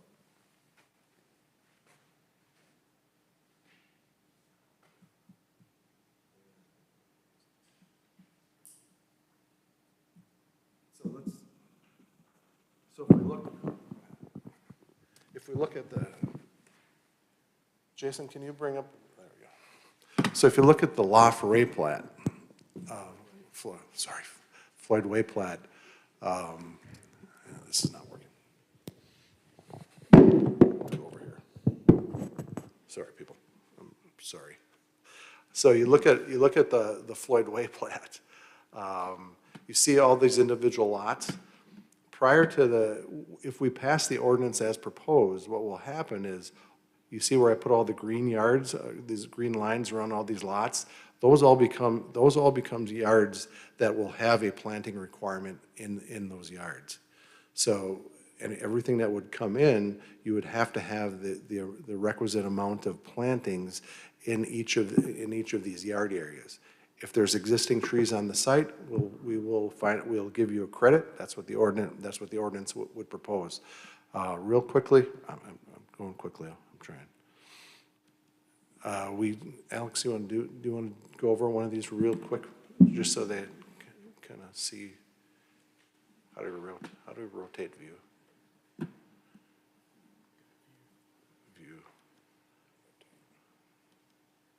All right, Alex, we ran some numbers based on what our proposal is. Alex is going to go over the numbers real quick. All right, so these buffer yards that Darren's been talking about is really the areas within the building setbacks per that applicable zoning district. So you look at the area within the front setbacks, the side setbacks, and the rear setbacks. So that's the area that we're looking for our quote-unquote buffer yards, which again, as Darren has stated, looks like the clear grant of power within the recent legislation allows for buffering to reduce visual glare, noise, and other impacts, and as well as for neighboring privacy. So here's an example of a single-family development that we received within the past 5 or 6 months. This area here, I wish we had gotten a colored image scanned here, so I apologize for that because I had these highlighted. So PDF is not cooperating. All right, so Go up to the table, yeah. The table should help. yeah, so the area in the front, so this is all the front setback area here. This dash line is a front setback. So the front yard would extend all the way to the side lot line across the front setback area to the right side lot line. So based on the linear dimension, although as I asked Leo to be kind to us, as we said, we currently have language in there that says linear feet. We understand this is not a line, this is a curve. So with that measurement at 1 per 15 feet, there would leave a requirement of 8 trees to be within this buffer yard area. So just going by this surveyor, actually placed 8-inch or greater diameter breast height trees on this site plan. So that actually shows that there would be 3 existing trees that would be left that wouldn't be impacted by the development of this proposal. So there would be 5 that would be left to be additional plants that would be required to be planted if they gave themselves credit for those 3 existing. On either side, there would be 2 trees required. On one side, as you'll see here, here's a cluster of 2 trees. On the right side, there's 1. So there would be a remaining requirement of 1 more tree to be planted on the side. And the rear, based on the 1 per 25 count, there would be 2 trees required, and as you see, there's 2 existing. So I wouldn't say we just arbitrarily grab the measurements of 15, 1 per 15, 1 per 35, 1 per 25, because there were very many different versions of a requirement and a number that we tried to arrive at. We thought for clear administration of, for an objective standard, that the linear feet of the setback area was an easy thing that any of our objective staff can take a look at and do. And based on the numbers that we require now and what we would like to see, this gave us probably the closest that we could start with. We're definitely open to, let's hear maybe different measurements. So here you'll see, again, that's a pretty significant number of trees. So That's 14, yeah, that's 14 trees that are required, and I think right now with this zone, what is it, 4? Is it 4 or 6? It'd be 4 trees would be all that required, and there's no requirement where for them to be placed. So out of the 14, over half, 8, would need to be placed within the front setback area. And this is to try to, provide for those street line trees that a lot of people talk about when some of the first impressions they get when coming to the village of Pinehurst. So that's one example. Another example, this is a little bit more of a, sort of more of a boxy lot here, as you can see, and you can see the tree survey. Again, here is the street front. We do have language in there now that says basically if you're a corner lot, so if you have 2 street fronts, the lot, both lot lines that front a street would be a front yard, so that 1 per 15 would linear feet would require. Cindy's getting a nod there from Darren. Thank you for that, Cindy. So with this particular lot, these dimensions, it came out that 7 trees would be required in the front, 3 in each of the side, and 4 in the rear. So you can see here the breakdown of what the tree survey showed was existing, and then so what would be left to be planted. So you're looking at 10 extra trees would be required to be planted with, again, half of them being within this street front area. And you can see we're putting a priority based on, priority on that front street yard area, because our street line streets, tree line streets. It's getting late. Help define the character of this community, and that buffer, that street buffer, it also buffers the noise of the road and all that kind of stuff. So that's why we put a priority on that front yard area. So this last one here is, since the trees were not marked on this survey, this is a better visual aid to show you what buffer yards, where the side buffer yards are, where the front buffer yard is, where the rear buffer yard is. So where they clearly start and where they clearly stop. And we understand there's got to be some flexibility built in. We've tried to put some language in there if based on conflicts of placements with utilities, for example, that the village planner could allow for credit of trees that may not be located within that area, or for alternate spacing, or for even size. Right now we say anything that's 8 inches or greater diameter breast height will give you get to get credit for to meeting that requirement. And also, not all these lots are going to have these nice right angles, and so we really are going to have to let this be some sort of living text when we really get into it and start administering it. So we understand that, but we wanted to give you something now and prove to you that this lingering agenda item, this update, is not just us kicking the can down the road. Darren's been making me work really hard after coming back from vacation 2 days earlier this week to get something out to you guys. And we do apologize for it not being to you sooner and having ample time to take a look at it. And really, we were trying to just throw this out at you to how do you feel? How do you react to it? Is it too much? Are we going too far? Should we find a way to go further? So right now, we're just trying to get a reaction from you. And Joel talked about it. We've also put there's a violation in there.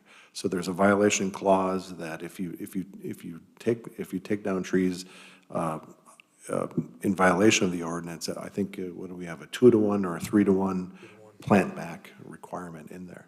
So. Right. How do you want to handle this? Do you want the individual members to send you comments, or Be on the agenda of the next meeting. I think we could reconvene again in a special meeting if you'd like to talk about it in more draft form, or we can just talk about this particular issue. I'm open to that.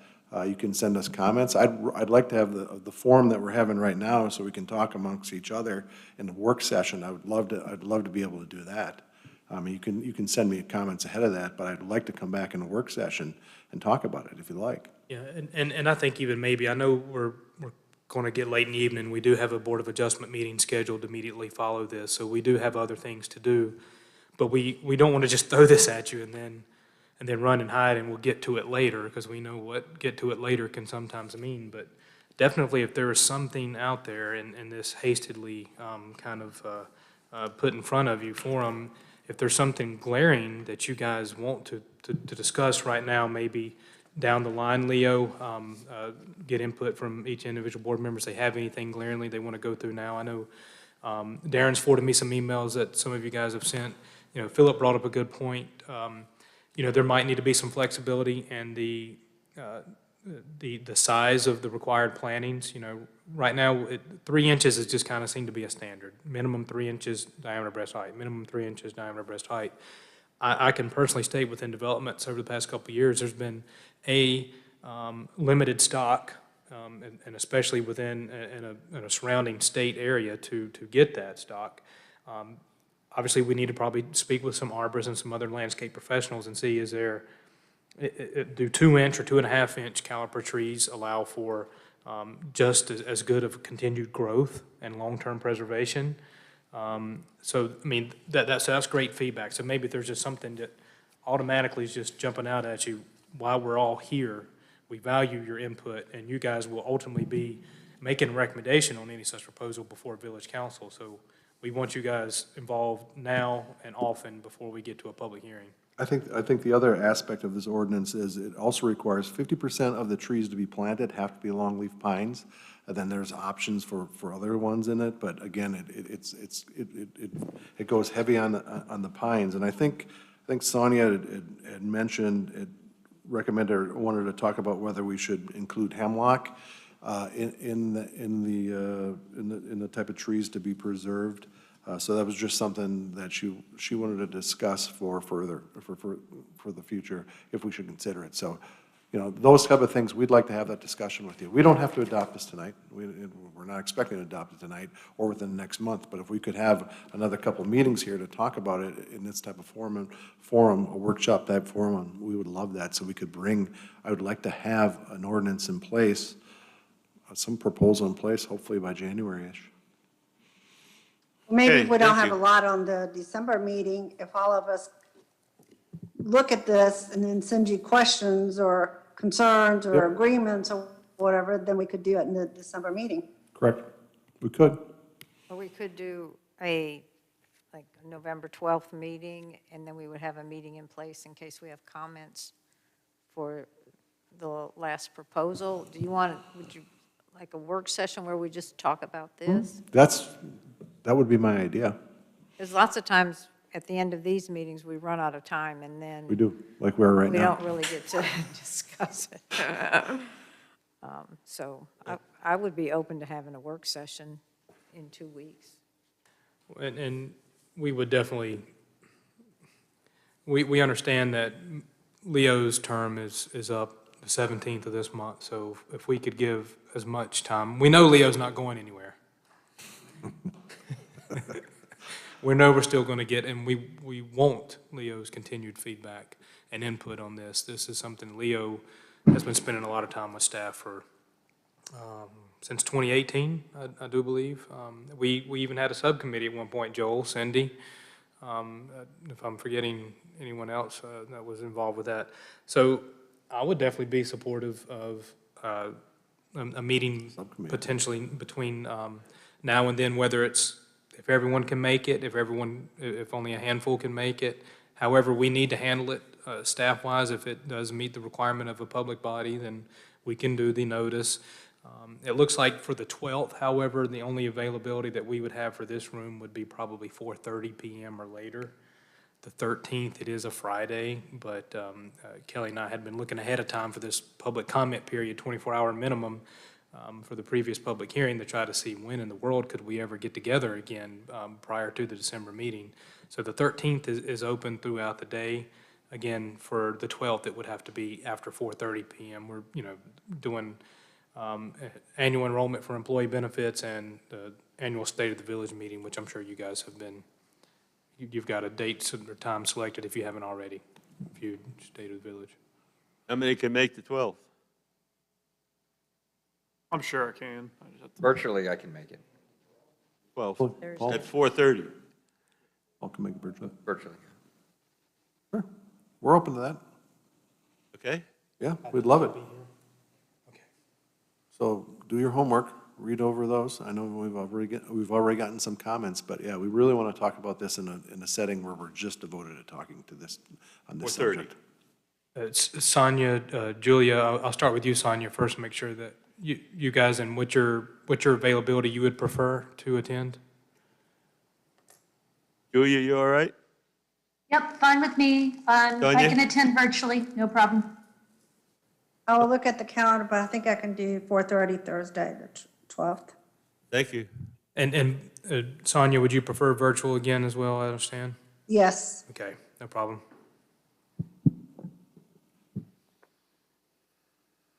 Next regular meeting date is December 3rd. But before we go, I'd just like to say thank you for all your hard work, you guys and girls.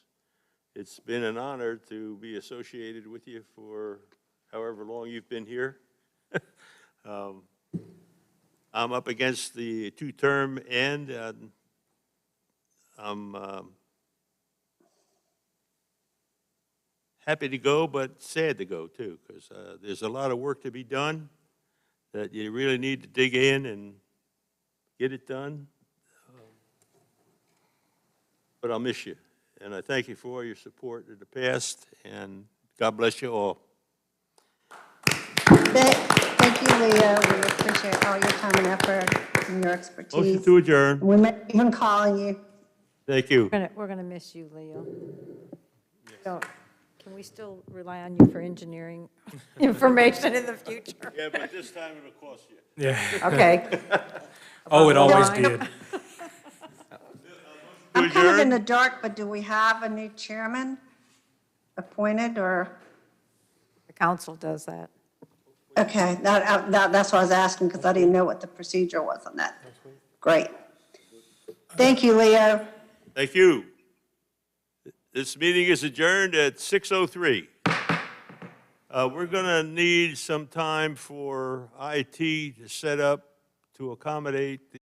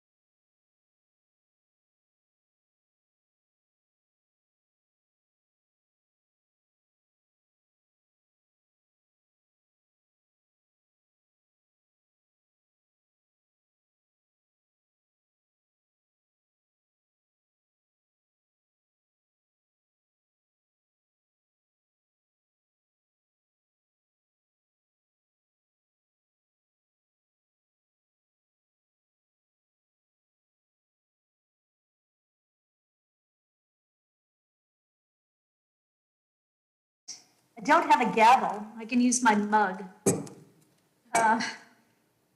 Are we technologically ready to go? 4 of us here and you.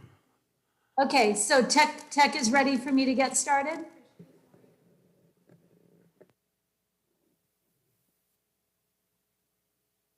Alex? Yes. So the tech is ready? Yes. Okay, thank you. Yep. All right. The time and date is Thursday, November 5th, 2020 at 6:10 PM. I'd like to call to order this regular meeting of the Board of Adjustment, notice properly given. This meeting is being held electronically using the virtual meeting platform Zoom in an effort to comply, at least for me, with the Governor Cooper's executive order to address the COVID-19 health emergency.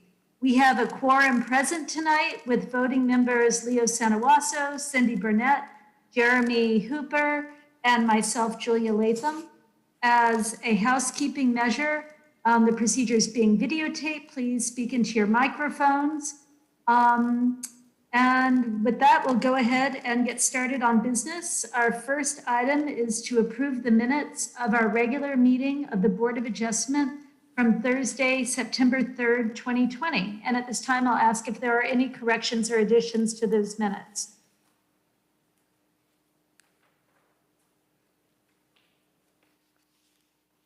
And I did not receive any corrections or additions from David, who was present at that meeting. So hearing no corrections or additions, I'm going to ask for a motion to approve the minutes as written. I'll make a motion to approve the minutes as written. Second.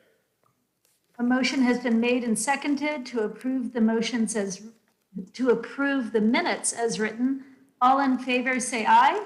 Aye. Aye. Aye. Oppose? Motion carries and the minutes are approved. Moving to our general business, we need to, with Leo leaving us at the end of his second term on the Board of Adjustment, we need to assign to seat a new permanent member to our board. At this time, I'm going to ask y'all if there are any nominations for folks from P&Z who you would like to have join us on BOA. I would like to nominate David L. Zamora as a new member. Second motion. Well, I think Cindy was just nominating. I don't think she made a motion yet. Excuse me. Is that correct, Cindy, or was that a motion? It can be either one. Well, let's have it be a nomination. And is there anyone else who anyone on the board would like to discuss or nominate? All right, hearing no thoughts, Cindy, go for your motion. I'd like to make a motion that we elect David L. Zamora to the Board of Adjustment to take Leo Sansawasa's place on the board. Second. Motion made and seconded, made by Cindy and seconded by Leo to seat David L. Zamora as the 5th permanent member of the Board of Adjustment. All in favor, say aye. Aye. Aye. Aye. Oppose? Hearing no opposition, the motion carries. And welcome, Mr. L. Zamora, to our board. We're very grateful to have you here and hope that you'll enjoy your time with us as much as Leo has. David made the comment, big shoes to fill. Yes.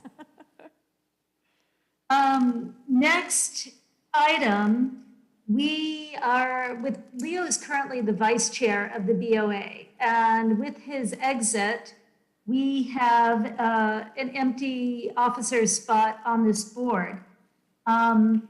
It would be my hope that we could go ahead and fill it, but Alex, we're going to turn to you for a little bit of clarification. In the procedures of the board that you all sent us, Article 5A indicates that the vice chair is to be nominated and elected by the board at a organizational meeting in December. Is that only if we are naming a new vice chair when a vice chair exists? I assume the board would not be asked to languish without a vice chair until December. However, I'll toss it to you for some thoughts.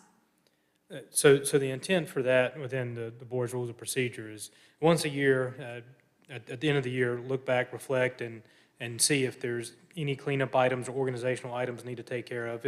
If it's a time to allow someone else to, as succession, to move into a position to gain some experience, or as someone who's chaired for a while and who, may be ready to give up the reins, so to kind of move around and restructure organization if needed. But no, the intent is not that if someone's term, let's say if a vice chair's term was up middle of the year, that we're just to sit around and wait for 6 months until they could be filled, because that 6 months or several meetings of opportunity that a chair or someone who were to preside over the meeting would not be duly authorized to do so in the event of, say a medical emergency of the chair by any means. So I don't think there's no need to wait or put it off till December. That's more of like a reflection meeting to take a look at.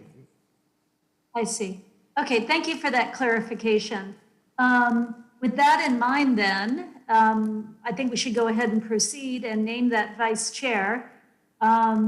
So at this time, I'm going to ask if anyone has any nominations for the vice chair position. I would nominate Cindy Burnett for vice chair of the Pinehurst Board of Adjustment. That's a Any motion. other nominations? All right, Leo, you want to put that in the form of a motion? I would offer a motion to, for the board to vote Cindy Burnett as vice chair of the Pinehurst Board of Adjustment. I'll second that. Okay, motion made by Leo to seat Cindy as the vice chair, seconded by, I think, Jeremy. Yes, ma'am. All in favor, say aye. Aye. Aye. Opposed? All right, motion made and carried, and thank you, Cindy, and welcome to this new role. Thank I'll you. enjoy working with you. Once again, I have big shoes to fill. Oh, and I forgot to tell you too, Cindy, I think we've got 2 variances and 2 appeals coming up, and Julia and I have discussed, we think you should just jump right into it. You're so funny. Yeah.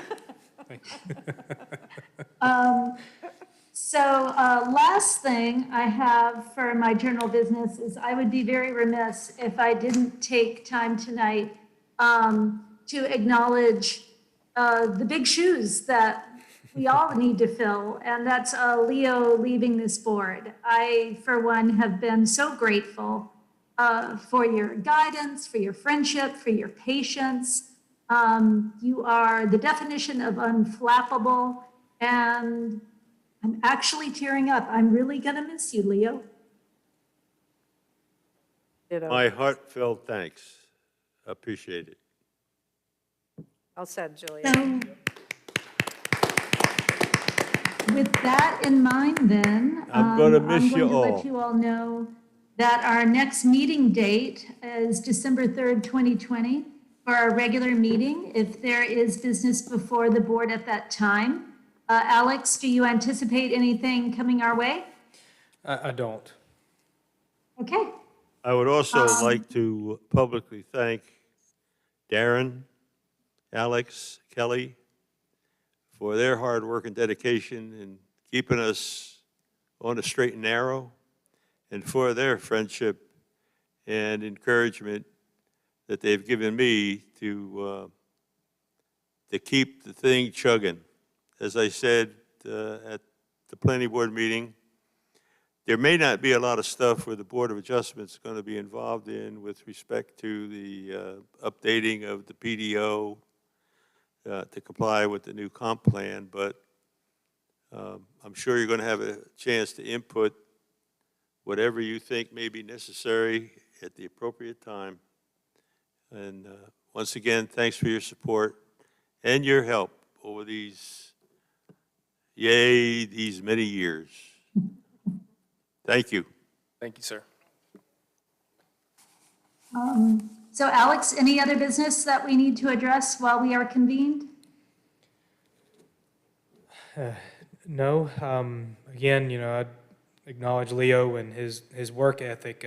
I've not, it's unparalleled to anyone that I've had the experience with in my time here with the village, and stepping in the meantime, and everyone to keep business going, especially during this pandemic. And we will certainly miss you. I will. Don't be a stranger. There'll be plenty of things that Darren and I will be calling on you to help us with, but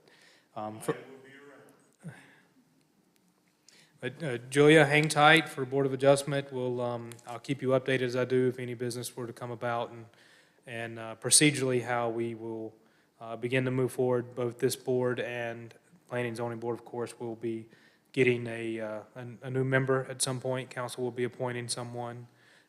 So once that gets in, we'll all start to mesh and learn anew. Sounds great. I'm about to adjourn, but I'm gonna warn my teenage child's about to burst into the room. So at this time, do we have a motion to adjourn the meeting? So moved. Okay, motion made by Cindy, seconded by Leo. All in favor, say aye. Aye. Aye. Opposed? And with that, meeting is adjourned. Thank you. Thanks, Julia.